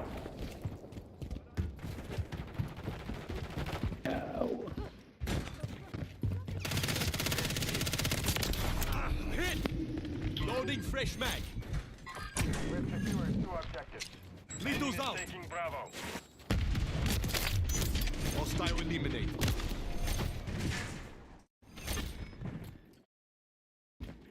Got a big donut for syntax kills. Can I get Enemies one? securing Bravo. We're just throwing syntaxes all over this freaking Come map. on. They're falling apart. Break them. I'm sorry, what did you say about the Semtex? I've got 0. I need 2. I've got 0. Oh, I'm throwing gee. them everywhere. Can't get a single one. Litos hot. Stick it. That's annoying. God damn it. I had another one. I was like fucking 1 kill away, breathing down some guy's neck. All I had to do was shoot him, and he fucking woke up. Thought he was away from keyboard, and he fucking killed me. He's like, "Alright, I'm back." Yeah, I'm back now. I'm just like walking up to him like, all right, I'm not going to try to waste shots on a long shot on him. I'm going to just sneak up on him. Oh, that was painful. Oh, well. Yeah, well, I think I'm going to go watch something on television. Sounds good. Sounds good. What's Get a beverage or two. so? I'm like I said, I'm gonna be cleaning tomorrow, but besides cleaning, just gaming. That's all I'm gonna do. I'm gonna try to level, max out level here in Call of Duty. I've got so much grinding to do. It's great. So I'm gonna be doing it all day. All right. I'll if I got time tomorrow afternoon, I should. I don't really have plans, so I'll look for you in the afternoon, maybe. Sounds good. And Sunday, like I said, it is Pride parade, but that's only like in the afternoon. I should be back on it. Okay. Cool, man. So, well, hey. Good games. Good games. Thank you, sir, for playing. Love it. All right. Talk to you later. All right. Talk to you later. Cool.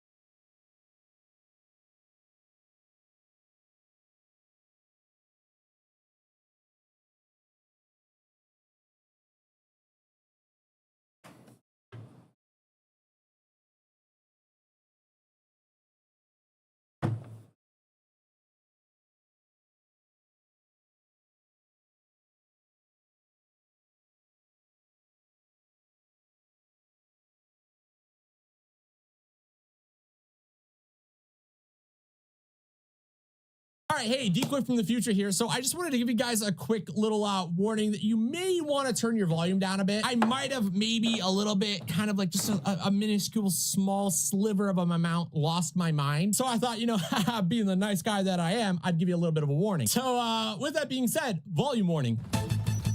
Yep, Bouncing Betty and Spider-Bot. Oh, look, a Bouncing Betty. Another bouncing Betty. Yep, streak ended. Oh, nice. Bouncing Betty, get out of here. See you later, alligator. You're dead. Another bouncing Betty was right behind me, too. Dude, another bouncing Betty. How many do you have? Bouncing Betty. Whoa, 360. TikTok movement. Gone. And I'm dead. Dude, I leveled up twice. Oh, my God. Spider-Bot. Nice. Bouncing Betty. 2 bouncing Betties. They're throwing frisbees at me. They're teabagging. Nope, trip mine. Another trip mine. Another trip mine. How many do they have? Okay, there's a trip mine. That's one. I'm gonna jump the corner. There's gonna be a shotgun in my face. Oh, spider bot. There's a shotgun. Reach out. Yep. Okay, you win it because you're better. And they teabagged again. I want a trip mine. Gone. Spider bot, please let me kill him. Get fucked. I spawned on a trip. Oh my, I'm a tilt. I have never played a more obnoxious game in my life. 5 dudes running little trip mine, bouncing Betty bullshit frisbees. They had like 3 dudes with the fucking spider bot who all backed out at the end because they can't take an L. Fucking lick my nuts, brother man. YouTube out freaking doing. Hey guys, Zico here, and welcome back to a brand new video here on the channel. And today we're back here on some more XDEFIANT. So currently right now we got double XP going on for the weekend, double weapon XP and battle pass XP if you don't already have your battle pass finished, I guess. It seems weird to think that people wouldn't have it done, but I guess if you just play a normal amount of time and you're not on every day, yeah, I suppose. I mean, I've had it done since like a week into the game. But we got 1, 2, 3. We got 4 days until season 1. I'm not quite sure how long double XP is actually running for. It's like different times every time. 4 days, dude. Seriously? Season 1 is like next Tuesday? That's sick. They do it. Sometimes they let it run until Monday. Sometimes they end it on Sunday. I think one of the times they even let it run till Tuesday. But I've actually been abusing the double XP weekend plus the TDM XP counting, whatever the hell you want to consider it. Finally got my MDR done. Holy shite, brother man. This gun was not fun. But in good old fashion, I think I'm going to go ahead and hammer out another annoying gun that's not really fun, being my shotguns. More specifically, the AA-12. I actually don't hate the M870, but I want to get the AA-12 done. I've seen like how insane the XP can. Yeah, you throw a token on with this double XP and you will 5 levels, 6 levels guns per match. Be when you actually use double XP tokens on top of just double XP with the TDM XP. So I'm going to be kind of experimenting with that and seeing how it is because I haven't used any of my. I'm going to be on XDEFIANT too in a minute. I just got to get a couple of sticky kills here and call. I'll be back. Double XP tokens so far. Do I go with rapid fire or choke, or do I go chrome line? Minimum spread and maximum spread. Does that affect while I'm ADS? I need to see how to unlock the sledgehammer. Or is that only for hip firing? Because I don't really hip fire with this gun, right? I'm ADSing every time. So I don't know if having the choke is even worth it. I think overall this is going to be the setup that I'm going to run with the AA-12. I don't know if it's meta. I'm sure if it's not, somebody will let me know in the comments. It's like, speaking of which, somebody ended up adding me over on Twitter. They made a whole entire video. They titled it Decoy was wrong about this gun, and it's him using the MDR. I got some beef with someone, and they don't know I have beef with them. They don't even know who I am. They don't know I exist. I mean, I know now. We got beef now, brother man. Like, I've tested it on a smaller map. SMG works well. Tested on a large map. The AR's crazy. I don't know what he was going on about, honestly. You do know what I'm going on about. The gun sucks, brother man. All right, there we go. I left him a comment. You are dead wrong. Turn on the light, you absolute weeaboo. Mr. Smug899. It's like another channel I ended up checking out the other day is Mila Plays Games here. The only reason I even checked their videos out is because they're actually doing stuff that other people haven't been doing. Like, they've been doing like these challenge videos and whatnot. It's different. It's more unique. I mean, shit, brother man, don't get me wrong. I enjoy watching my movement guides, best settings, meta loadout videos. That's cool, but everybody's doing it. So I actually only have a couple of double weapon XP boosters. Initially, I was going to save them for season 1 whenever the new weapons drop, and I was going to use it to like unlock the attachments and everything quicker for whatever new weapons we get. But I do think I might. With this, whoa, no! Shoot House 2013. That's 2023 is as close as you're going to get. Besides this wasn't. This is as close as you're going to get to 2019.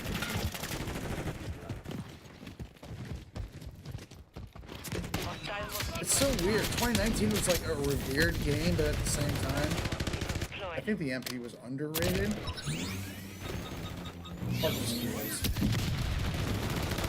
might pop a couple just to try to get these shotguns done with. I just want to wait until I'm just about to go into a game, because for those of you who don't know, if I pop a token right now for 20 minutes, the 20 minutes starts right now. So all the time that it takes me to search a game, find a game, all that is actually ticking down the timer. Come season 1, I really hope they make it so it only ticks down while you're in the game, but it doesn't work like that currently. So all right, match is about to start. We'll go ahead and pop a little 20 minute. Okay, so I'm a tick above level 44 currently. We got double XP popped. We got double XP weekend, so it's 4 times XP. Plus we got the multiplier from just going on streaks and stuff in TDM, if we can even go on streaks. Honestly, with this gun, I don't know. Plus side is they don't got no spider bots on their team. I've absolutely been losing my mind over the spider bots recently. I mean, we're supposed to also have like an XDEFIANT XD debrief or something on the first tier as well. I'm hoping that they give us full on information like patch notes, update changes, like all that, not just talking about like what's new. Because one of the things that Mark Rubin's talked about over on Twitter, X a few times, if you don't follow me, @DecoP, plug. But one of the things that Mark Rubin's talked about over on Twitter or X is how they are planning on like revamping or like redoing the spider bot. I don't know what they mean by that or what their plans are with it, but I hope they just make it so it's not super annoying, because right now it's just obnoxious. It's anti-fun. What? My dude just breathed on me and I died. I'm literally in a lobby filled with people just trying to level up their shotguns and spider bot. I'm about to break something. I'm about to tilt. Oh my God. What? What the fuck am I playing here? He's invisible. He could literally be anywhere right now. Oh my God. Oh my God. Spider! I just want to level up my guns in peace. It's like something I noticed that I keep doing is I keep individually tapping the gun to shoot, because I keep forgetting that this is actually fully auto. It's not just a semi-auto spam gun. I can just hold the trigger and it will continue to shoot.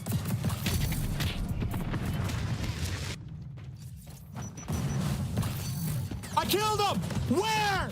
I just randomly decided I was gonna drop it and I killed him. This evil fitting guy is invisible. I'm just walking around shooting. I'm not gonna stop. All right, so I ended up just hopping into a different game. I was not trying to waste my double XP timer on some dude that's invisible running around the map with a shotty, and just remove him out of the game. They're just like, I don't know if he was cheating or if it's a bug or what, but I don't know. I wasn't staying in the lobby. Get me the frick out, brother, man. All right, I got 2. I'll take it. Oh, dude, we just leveled up again. Again! Yo, wait a minute. I'm leveling up like every 3 kills. Dude, this gun is so bad. I don't care what anyone says. Oh, it's not that bad, Decoy. If you get the right attachments, my ass, this gun is terrible. The other shotguns are actually not that bad. The other 2 are actually not that bad. The AA-12 is pretty freaking bad.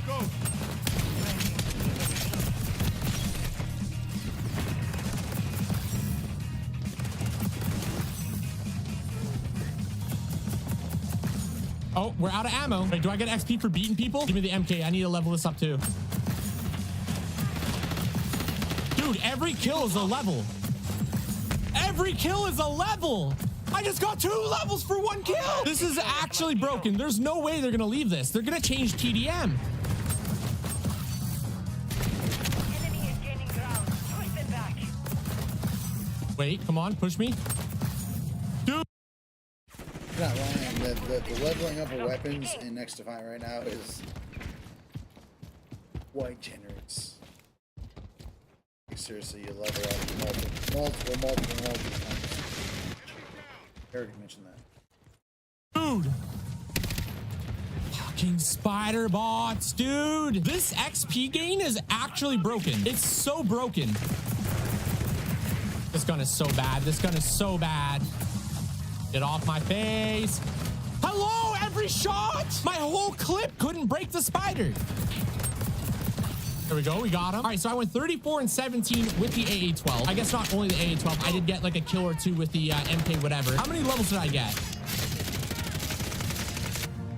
Look at how many levels I just got for the MK. I used it for like 4 kills. Dude, this is a little broken. This is actually too good. I'm getting so many guns gold this double XP weekend. I mean, overall, the double XP weekend is already really good with how good TDM is right now for XP in the first place. Couple that with, if you do have a double XP token, just add it to that 4 times XP. Like I said, I'm not quite sure how long this is running on, but we got at least like another 2 days with it. We also got 4 days until we get season 1, dude. It's a good week for XDEFIANT. I'm gonna go ahead, edit this video, post it, and then I'm coming right back to grinding. Next video, I'm gonna have my AA-12 done. I'm gonna have my other shotgun done. Shotguns complete across the board. Guarantee it, brother, man. But yeah, anyways, hope you enjoyed. Like, sub. See you in the next one. Deuces.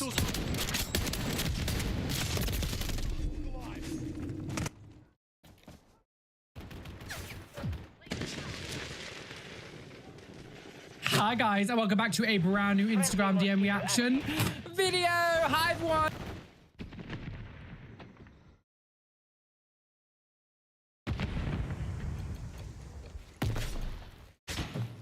Don't shoot me, you idiot! Lethal's up.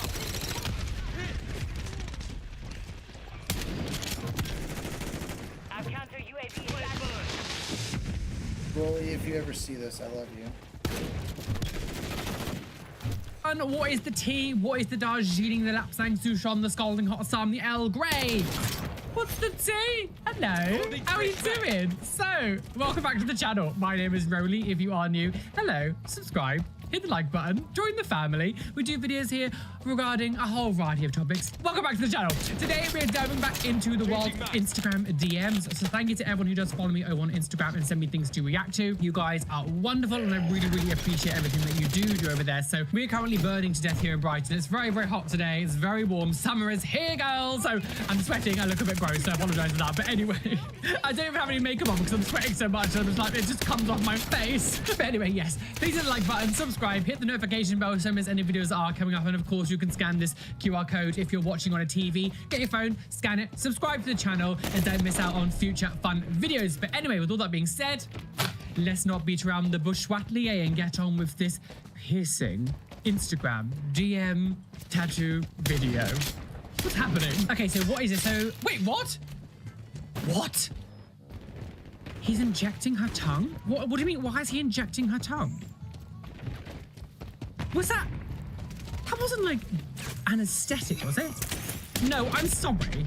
If you're using anesthetic just to pierce a tongue, like, you cannot get, like, I'm not a gatekeeper of like, oh, you have to feel the pain, but like, it's a tongue piercing. Like, if you're injecting anesthetic to like numb the tongue just so you can get it pierced, like, that's such unnecessary use of anesthesia. Like, is that like is that numbing? What is that?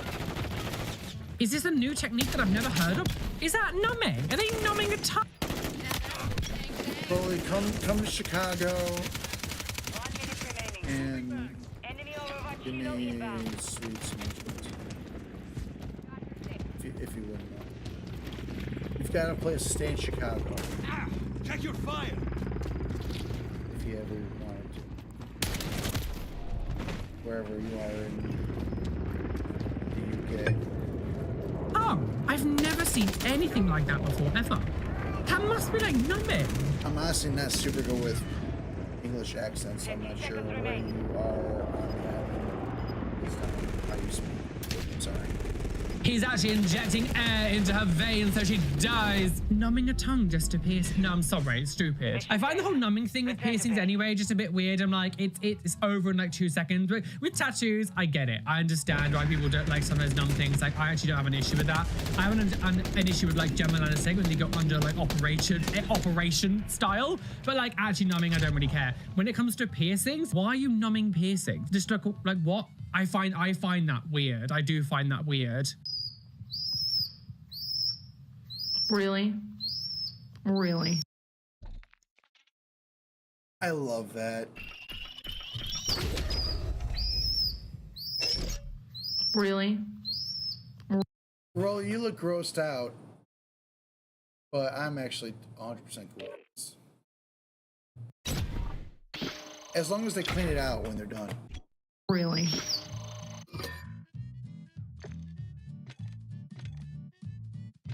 Animals and piercings do not mix. Take the bird out of your hole. So this is from Joel, and what have they sent me? Oh God, music, no! Oh, copyright strike. Oh, she's going to jail. Oh, hang on, mate. Can we just go back a second? Oh, it kind of freaks me out. Oh, hang on. Content piercing play. So they're doing that. Oh, I don't know. There's something about, I mean, we already know that I'm not really a fan of piercing play or whatever, but like, so they've tried to make like a butterfly on their back.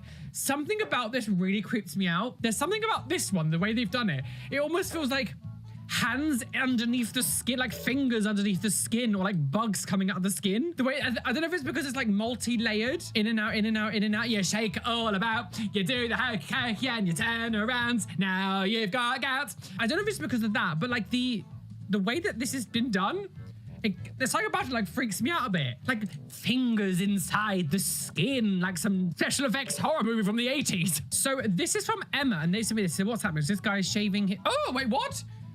I'm just gonna shave my face and then pierce my eye. Oh my god.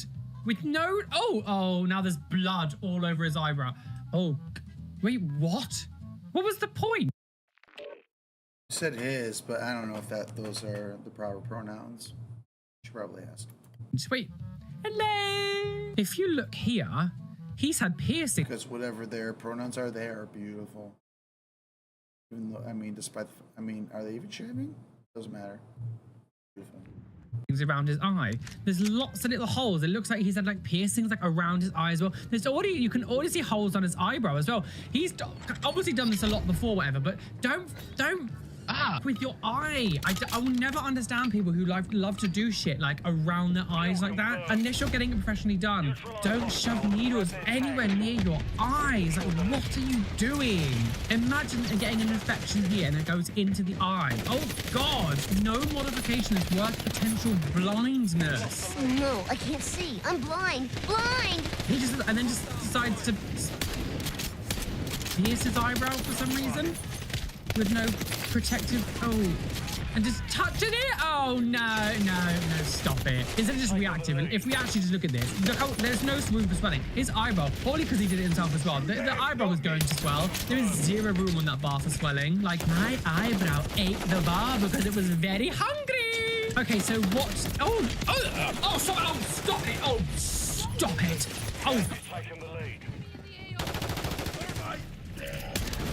Oh, that is just...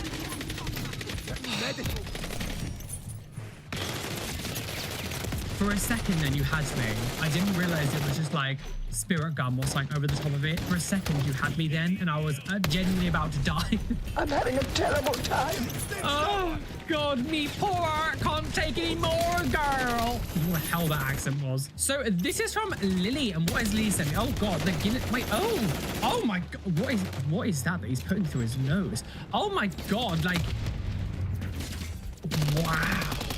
Oh wow, that's, I've seen people with stretched nose piercings. Yeah, it's not the most.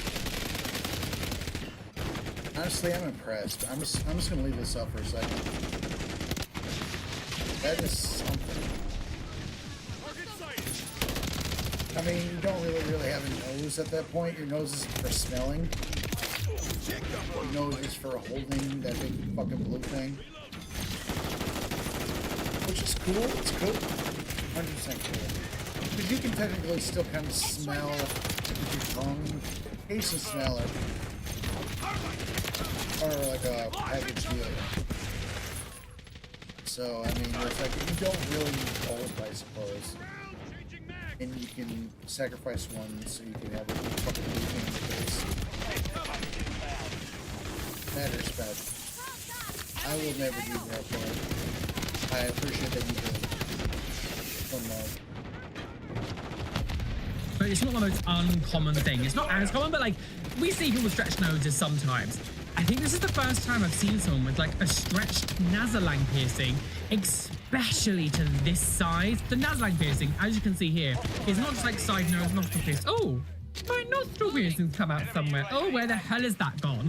My ear. It's fine, I'll just have one for this video. But like, with a nasolang piercing, it's like it goes all the way through and then obviously through the cartilage and the hard bit in the middle. Just getting that pierced alone all the way through the hard cartilage in the middle would be so painful, like so painful. The idea that you could stretch it and stretch it to this size, it's impressive, but bonkers.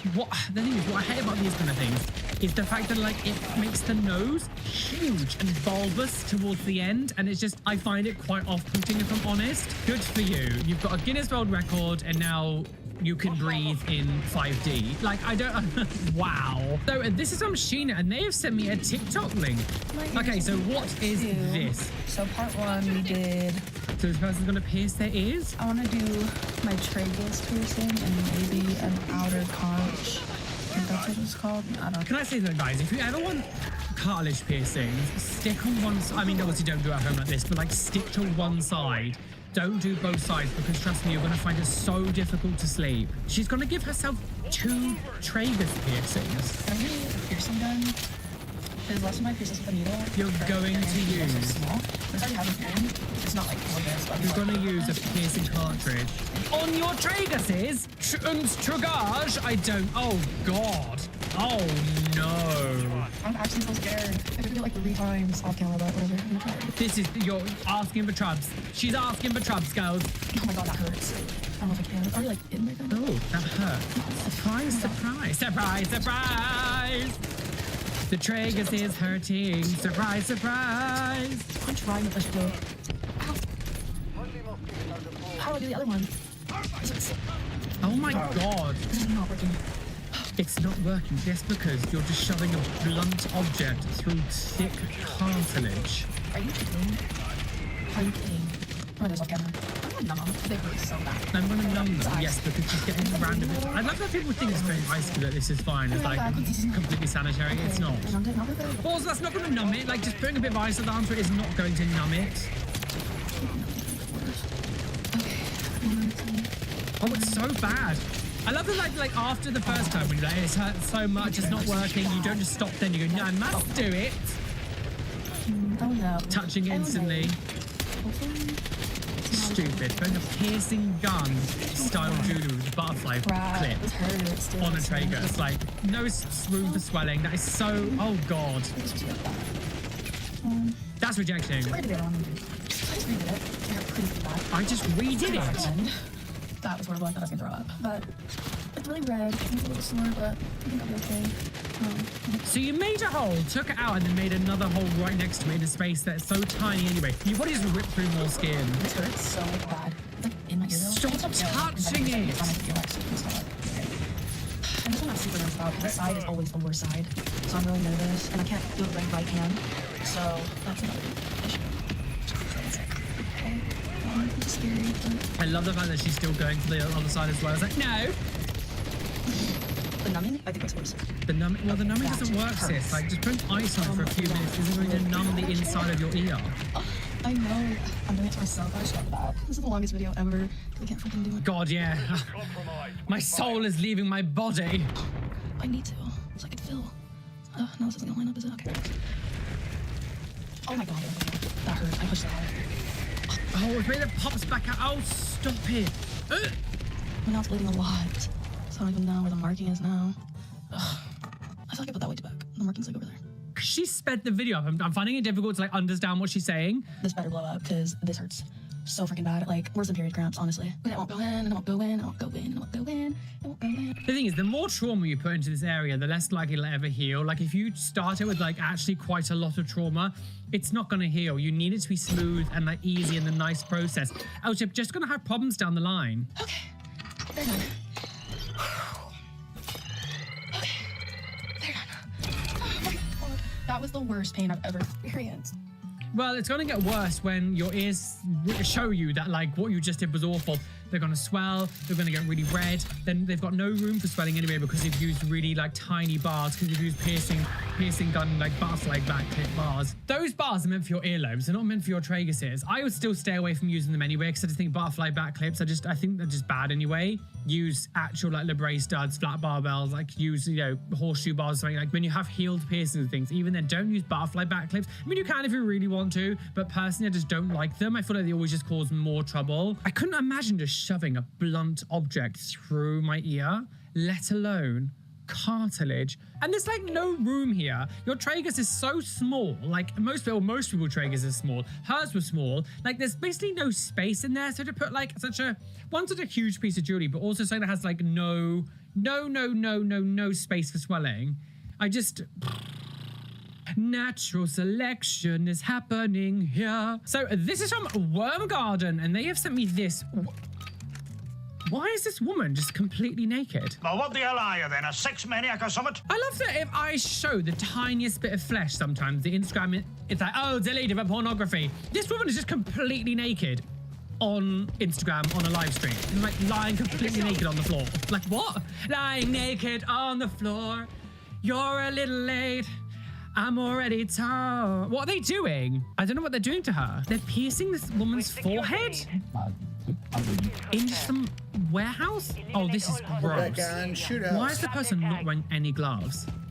Why are they not wearing any gloves?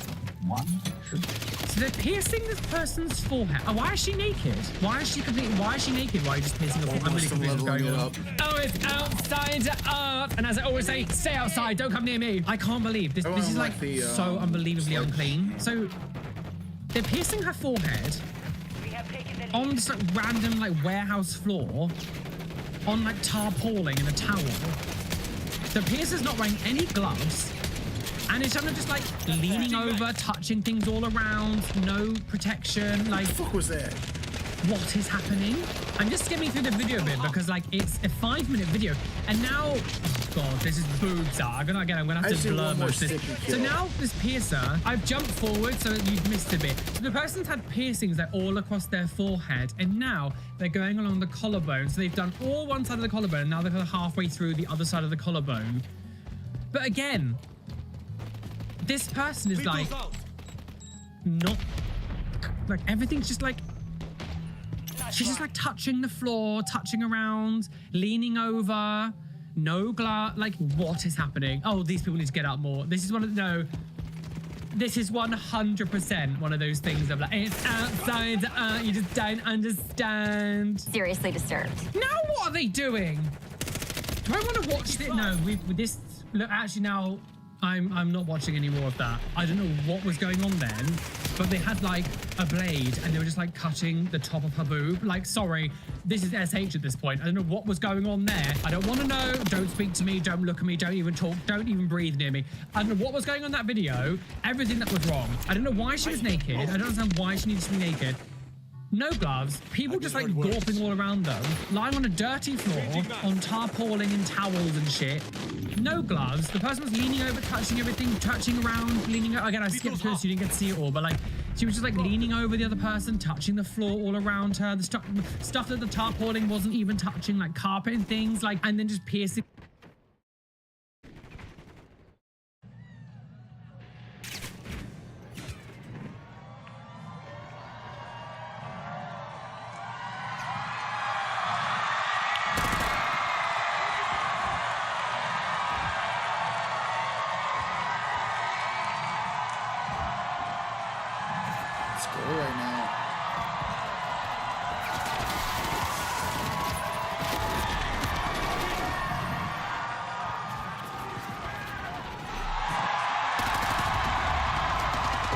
Fucking Zach, man.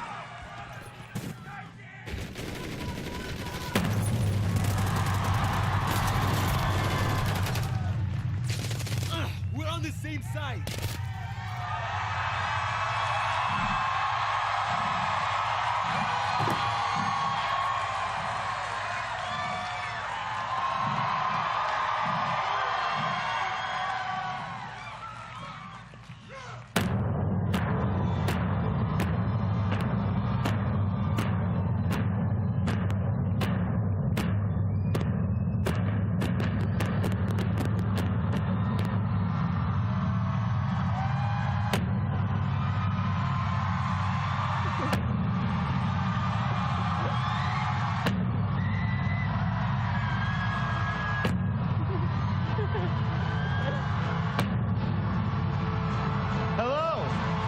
People.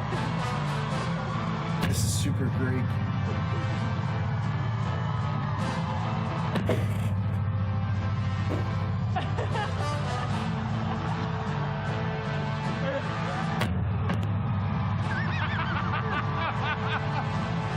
Let's fucking go, dude! I just destroyed this thing. You good? All right. This is fantastic. Welcome, everybody! You know what? Actually, it looks... Wow. What a crowd. This is amazing. Thank you guys all for being here.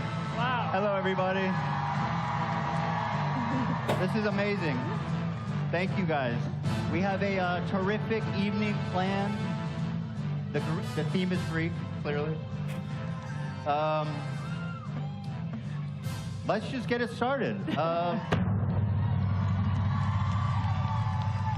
The best crew in the game, let's bring them on out.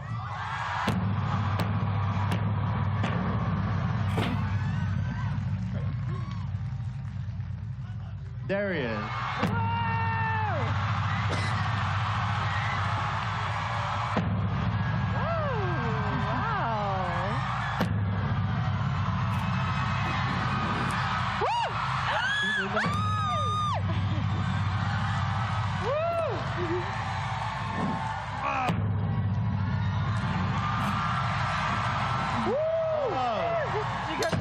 Ian.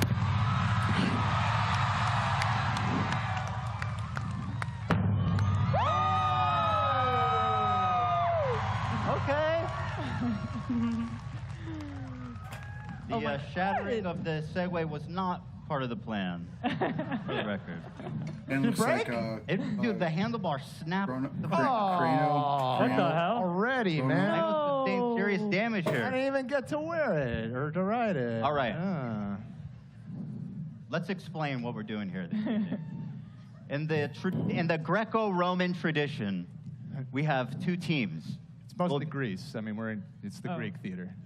Greco-Roman, dude. Right, but it's the both. Greek. It's the Greek theater. Yeah, we mixing and matching. Okay, fair enough.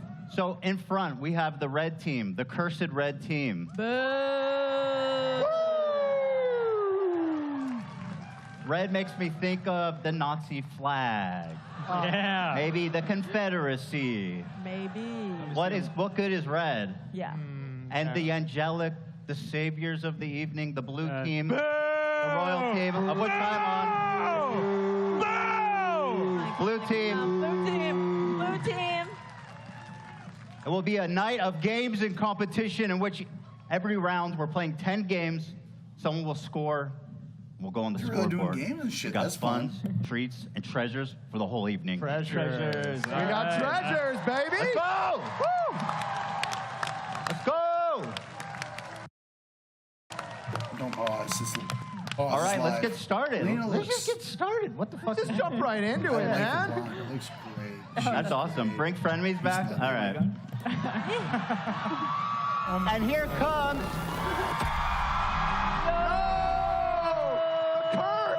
Hold on. Well, it's funny you say that. Here comes Trisha. Hila is given. Okay. No. No, Trisha. Sorry about that. No way, that's funny. All right, dude. let's begin. The first game is Zeus's Lightning Storm. See that sick graphic, baby? Oh, yeah. Oh, yeah. A Jenga? Yes. Oh, yeah. Our first two champions will be Love and Lena. You got this, girl. Here it comes. I love that Love Go on, is in the mix. Wave to the crowd. All right. This is not just Jenga. The segue. This is Look at his legs Zeus's and get up, dude. That's fucking Jenga. clutch. All right. I'm scared. I'm so scared. So you guys might remember the period paint simulator. Yeah, this is that? No, what We is got the that? new and improved Jenga. ones. This is Jenga, right? These ones can kill a small animal, and they have. You know, They're going to be I putting love it on their I arms. love blonde. Okay. And slowly cute. we'll be cranking up AB, the you look good, voltage, too. You guys are all and they'll be great. I forced love to play all a of game you, of HC. Jenga Really? with lightning coursing through their arm. I'm glad I literally just became a member right now. I got Lena on my team, so I know I'm gonna fuck this up. Let's go, girl! Y'all make me feel really good. He's got this. All right, Despite Love, stuff, you're my certain champion. things. Oh my god. How you feeling? I feel great. Lena, how you feeling? Nervous also, but I'm excited. I'll tell you what, you're on my team, but I never go against Lena. Me neither. I wouldn't choose to go against you. I'll be honest. Are you guys ready? ready? All right. Let the electrocution begin. Yeah. So how about the Emperor's team goes first? Love, if you want to kick it off. I mean, I'm the Emperor, so my team. So tell us what's happening here. So we're at only a 2 out of 8.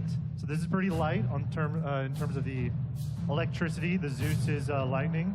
Oh. Put him in a body bag. There it is. It's bury him, Lena. Right. Bury him. You got it, love. All 6,000 of you have come out here to watch us play Jenga. Let's go. That's right. Yeah. Lena, you got to use your electricity. Yeah. Lena going in for a block. Oh my God. Risky right out the gate. Lena's leaving a single block. I mean, this is insane. Lena takes no prisoners as usual. I don't know what you do with that. All right, now we're going up to 3. Playing. Frank, you Feel that? I wish we could play Show him your hand. Feel like that? Wait, show him your hand, love. Let's see. Good. So we got a little crackling in there. Crackle? Will I get electrocuted if I touch him? No. Is that how it works? Don't try. Touch it and find out. Yeah. Ooh. Oh, That's found easy. a good one. There you go. Let's go, Luke. There we go. Ah! Yes. Tuck it in there. There you go. There it is. Stunning. There it is. You got this, Lena.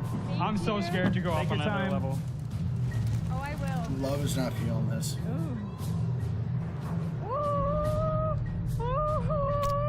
How are you feeling, Lena? You feeling the energy? I feel some buzzing. Oh. I'm so scared to go to the next level. This is bad. Yes. Let's go. All right. We're going to 4 here. Lena. Let's crank it up. Whoa. Hold on. Are you okay? Yeah. You got it, Lena. What's wrong with your hand? Like mad. No mercy. No mercy. That's good. All right, he's going for it. That's good. That's like an ancient Swedish technique. Oh, he found his soft one. His hand? What? This hurt. You can do it, love. Oh my God. Wow. There you go. You're so close. Yes. Nice. All that Minecraft paid off. Oh, yes. Oh, I my God. love Take your time. All right, Lena, let's see what what Ian is wearing. His head. What are we at here, AB? Hold on, I gotta step in here. That guy was convulsing. Do you not know my wife? What? Feels no pain. I wouldn't be so sure about Don't that. you dare. Whoever said cheater. I'm sensing cheating as a blue Yeah, team come member. on it. Come on it, the machine. Did you touch something? No. Lena's just taking this way too in stride here. Also, I'm using my non-dominant hand, I'm using the hand. Oh, yeah, there it is. You found it. There it is. All right, next round is going to be very unforgiving, my friend. I'm so scared. Lena. Wait, don't go so far away. Wow. Whoa. Oh, we're good. Careful now. Careful. No. Oh, please. Okay. We're testing around, guys. All right, we're going to 4.5. Deuce is angry. 4.5, so this kicks up pretty bad. Is that a problem? Okay. Oh my goodness. You okay? Stop it. I'm breaking my arm. Oh my fucking God. Are you Bro, okay? I thought it was going to snap. I picked it up. Are you tapping out? That was like when Napoleon used his time machine. You really have to buy? That was 4.5. 4.5. Do a block and we'll call it a day. What the fuck happened? Good job. Are you done? Good job. I'm good. I'm done, yeah. I can't do He's that. out. Dude, that's it. You know what? Do one block. Really? And you'll be our champion. Wait, I have them up here. I don't know if that's... What's going on? Use your other All right, hand. here. No, bro. I don't need a edit. By like 2 more seconds, I swear it would have broken off. It was like this shit just twisted like that. Man. I don't know. I've never moved my arm like that. With a fucking pain. That was All right, crazy. for the people. Let's get her to feel it a little bit. You okay? I'm easy. I mean, I You know making it look too easy? I might make it look easy, but I'm Play it up, telling because you. you're gonna get shot. Yeah. What's happening? Why? Oh, so Do they it. got electric. Yeah, crazy. Higher. A smidge. There it is. I can't even open my hand. I literally can't open my hand. Oh my God. I can't open it. They proved to be an issue. Casey, don't do that. Okay. Don't get shot. I can work with that. Okay, here Now we that I go. know it's fucked up with their hands.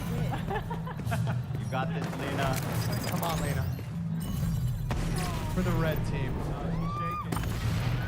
Oh.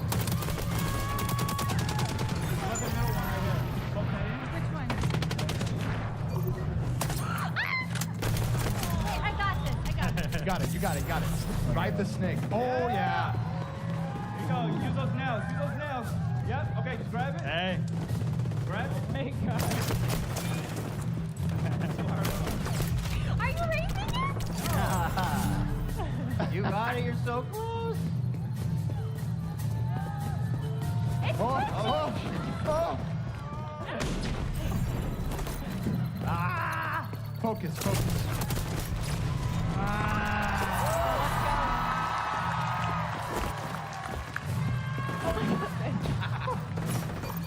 Oh God! Oh!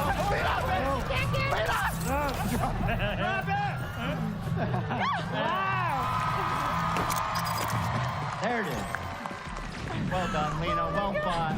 Love, well fought. RSF champion. You're going to the flag. Yes. I'm all right, Lena. Thank you guys. Thank you. That's one for the evil race. The glorious red team, the greatest team that's ever been assembled. Is that Jenga or what? That wasn't really fair. Going That against was- Lena. Oh my God. Going against Lena is not really fair. No, yeah. I knew I was dumb. Are you like CIA trained to withstand torture? Maybe. You have some secret skills. All right, speaking of torture, our next game comes from the god of the underworld himself. Hades Hot to Go.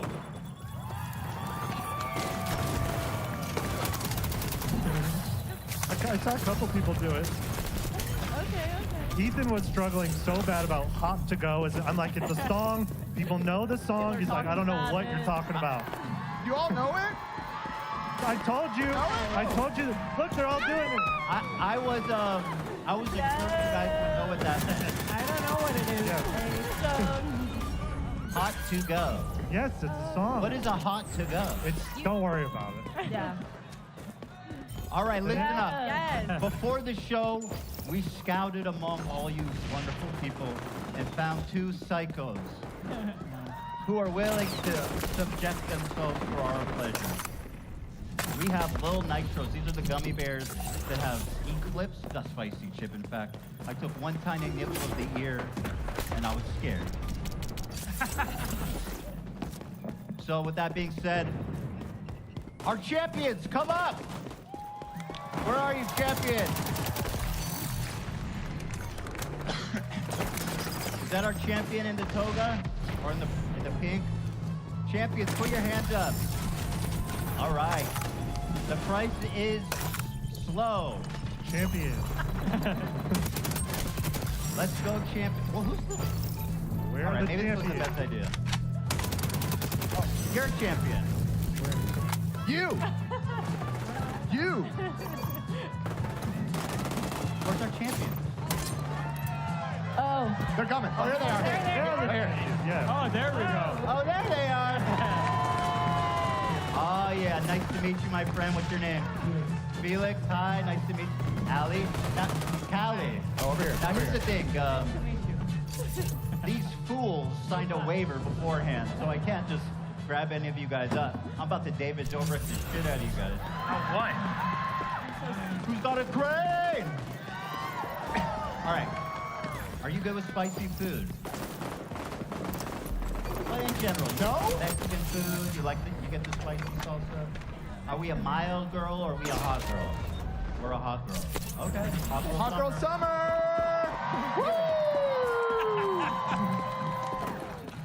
Are you good with spicy food?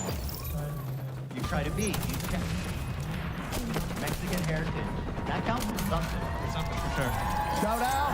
Are you a caliente kind of guy? I'm an atomic wings guy at Wingstop. I don't know, you know? Oh, shit. Okay. All right. I gotta choose a champion. And I gotta... You seem scary, but you're the sleeper. Let's go with Callie. Okay. You giving me the Mexican? I gave you the Mexican. Let's go, dog. I didn't want to say it like that. You're Dan has no problem. We're gonna kill him. People Put him in a body bag. Sorry about that. All right, guys, step up to here. Step up to the plate. All right, red champion, blue champion. So you guys want to unbox these? Now explain what's going on here. Okay, we have the Little Nitro, world's hottest gummy bear. So small, but it packs a big hit punch, yeah? That's right. Oh, yeah. That's right. So you guys will both insert chew for 20 seconds at least. Okay. Yes, we thought about it. Those gummy bears you can throw those down like a Tylenol. And like Tylenol, it can kill you if you take too much. Stop. But that's not going to happen. And so after the 20 seconds, you guys will be faced with two choices. By the way, there's a gift on the line. Oh, yeah. Oh, yeah. A gift of tremendous value. He's a generous king. Absolutely. 5,000. Fuck Bevo. I want my goddamn money back. Goddamn. All right, listen up. After you guys eat it, you'll have a choice. We have milk, we have ice cream, we've got almond breeze for the breezy. And, or if you want to step it up, if you want to secure the bag, as the kids call it, you can take another gummy bear. And then your opponent must match you. So with all that being said, God. Champions, are you feeling ready? I'm ready. All right, ready? 3, 2, Cheers, my dude. 1, go ahead. 20 seconds. Woo! 1, 2, 3, 4, 5, 6, 7, 8, 9, 10, 11, 12, 13, 14, 15, 16, 17. Whoa! That's a foul. Foul! That's a foul. But I just swallowed mine too, though. Oh, you did? Okay. All right, fair enough. Who cares about the rules? Ready for number 2? You're going to go for number 2 just like that? Oh, my God. Oh, shit. Whoa, you guys are both going for the next one. This is insane. What? Another? Oh my God! Bro. The competition. Please Now, don't worry, we have a medic backstage. So no swallowing. Chew. We actually do. There We is. do have a medic backstage. So chew, no swallowing. Chew it for 20 seconds. Okay. Cheers. Cheers. You guys are both absolute warrior competitors. psychos. How are you feeling? Do you Not feel great. Not Not okay. great. It's fine. No. All right, keep It's going. fine, he says. I meant I'm fine. 5, 6, 7, 8, 9, 10, 11, 12, 13, 14, 15, 16, 17, 18, 19, 20. You All can right, swallow. step up here. Let me hear from you guys. How are you feeling, Callie? Sweaty. Sweaty. How are you feeling? Ready for number 3? Oh, Give me a break. You know what? I should have taken the Mexican. Shout out. Are you okay? Yeah, just sweaty. I don't know. I mean, this guy's ready for a third, but I don't want to get food. Yeah, should we Putting on a allow show. that? We're at the Greek. We gotta step it up. It's bad. Isn't Are you it? done? You want some milk? You just got the milk. What team am I on? You're You're my on team. Ethan's team, which means Well, yeah, look you at could this, definitely. This guy doesn't. He's immune. Champion. Oh, You're. don't stunt on AB like that. Come on. We have, by the way, vanilla ice cream. Look at this. Damn it. Beautiful vanilla. Holy shit! No. Oh my God. No. No. Is it like the hottest thing you've ever had? No. I feel you guys. I gotta eat one of these things. It's there, but I mean, Why are you guys it's making tolerable. it look so easy? Because it was never that bad in the first place. You want to share one with me? AB? Dan? Who wants to be a Dan? All right. Sure. All right. That's a better idea. All right, fuck it. All right, you psychos. Now you got me eating these gummy bears. This was not part of the plan. Oh my God. All right, ready? Go. Oh, I just touched my tongue. I don't like the feeling. She's having a third one? That's a small ass bite, bro. What's Are you happening here? kidding Come me? on. Give it 3. Hey! What is wrong with you, freak? Bro. Oh god. How are you guys? Yeah, how are you Paul's making it going- look so easy? Is anyone counting anymore? What's going on here? When can I swallow? How's everyone doing? I can call this. You guys are both 3 deep, right? Yes. Let's wrap it up. Are you doing okay? I would like some milk. She's going for the milk. Go for it. It's a tie. You got it. How bad? You have to drink? Felix, you want some milk? You know, what about you, Dan? I'm not good. I'm not good. Ah! Come on. No, bro. No. I have to If you want to do it, if you want to do it. By the way, the runner-up gets the prize. I made a huge mistake, guys. Thanks, Sean. I want you to feel. I want you to be in pain, Bruce. Are you sure about this? Are you all legit? All natty, baby. Bro, before you do that, are you sure about this? He said 1,000%. I consent. I'm sorry.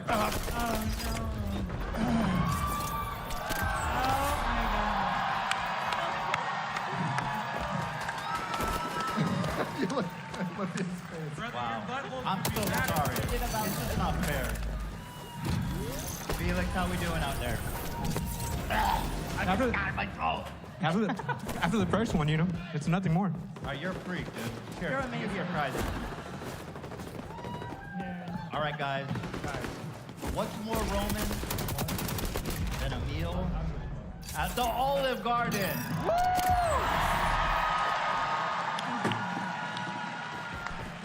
For the runner-up, $100.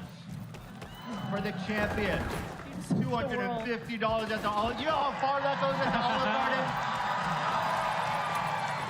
That's like 5 whole meals. Thank you, guys. You guys deserve the world. Yo, feel it. My dog. You're amazing. Thanks, buddy. Okay. Thank you. Wow. That was crazy. That was absolutely insane. I'm worried about Wow. that dude. Me too. Yeah. It's not okay. Nah. There was so much talent out here on this stage. He played it cool, but His butthole gives me mad at him. Yeah. Keep an eye on him. I'm schwitzing from. Are you okay? Insane. How did you do that? I don't know. was it compared We, oh, by the way, we're gonna check back in on him in 10 minutes. Yeah. We actually have a medic back there. Yeah. If you're screaming, convulsing, cries for help, don't call the police. It's under control. We got it now. Okay. Thank you. Where's our? I heard we have an ASL interpreter. Where are they? There. They're waving. Oh, that's you guys? Shout out. We love the deaf. Don't we, folks? Cheer louder for the deaf. All right. All right, you guys.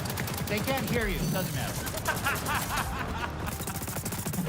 All right, so listen, I love these ASL guys. They really are tremendous at their job. They're very impressive. How you doing? Nice to see you. They did not know we were gonna do this to them, but I'm gonna play a song to test their signing abilities. Let's see what they got. We got a camera in front of them. Where's the button? Oh, we do. Yep. All right, go ahead, Nate. I put some lube on and got him on his knees. And I began to slide into him from behind.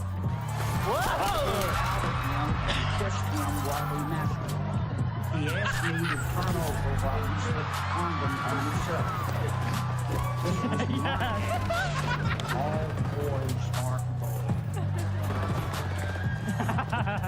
He got on top and slowly You gotta sign it. into It's me. the law. Eventually, I felt a mix of pleasure with pain. This was my ass. This was my ass. I put some lube on and got him on his knee. Wow, crushed it.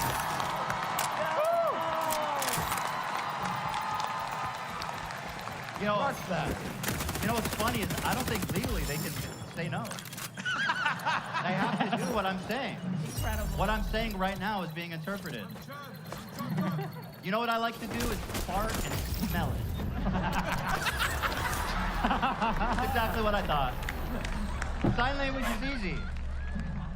I like to take a giant dump and wrap it in a burrito. Yeah, sign language is not hard at all. Let me guess. I'll do one and I'll guess. Let's see. Oops, horse porn on my computer. Might have pushed a little too far with that one. Yeah. All right. We love you. Thank you so much. Thank you. You're a good sport. I love that. We love the where's the blind? What do we do for them? What do we do for the blind? Helen Keller, bro. Give me a break. She's full of it. All right, we got another game. Can we check on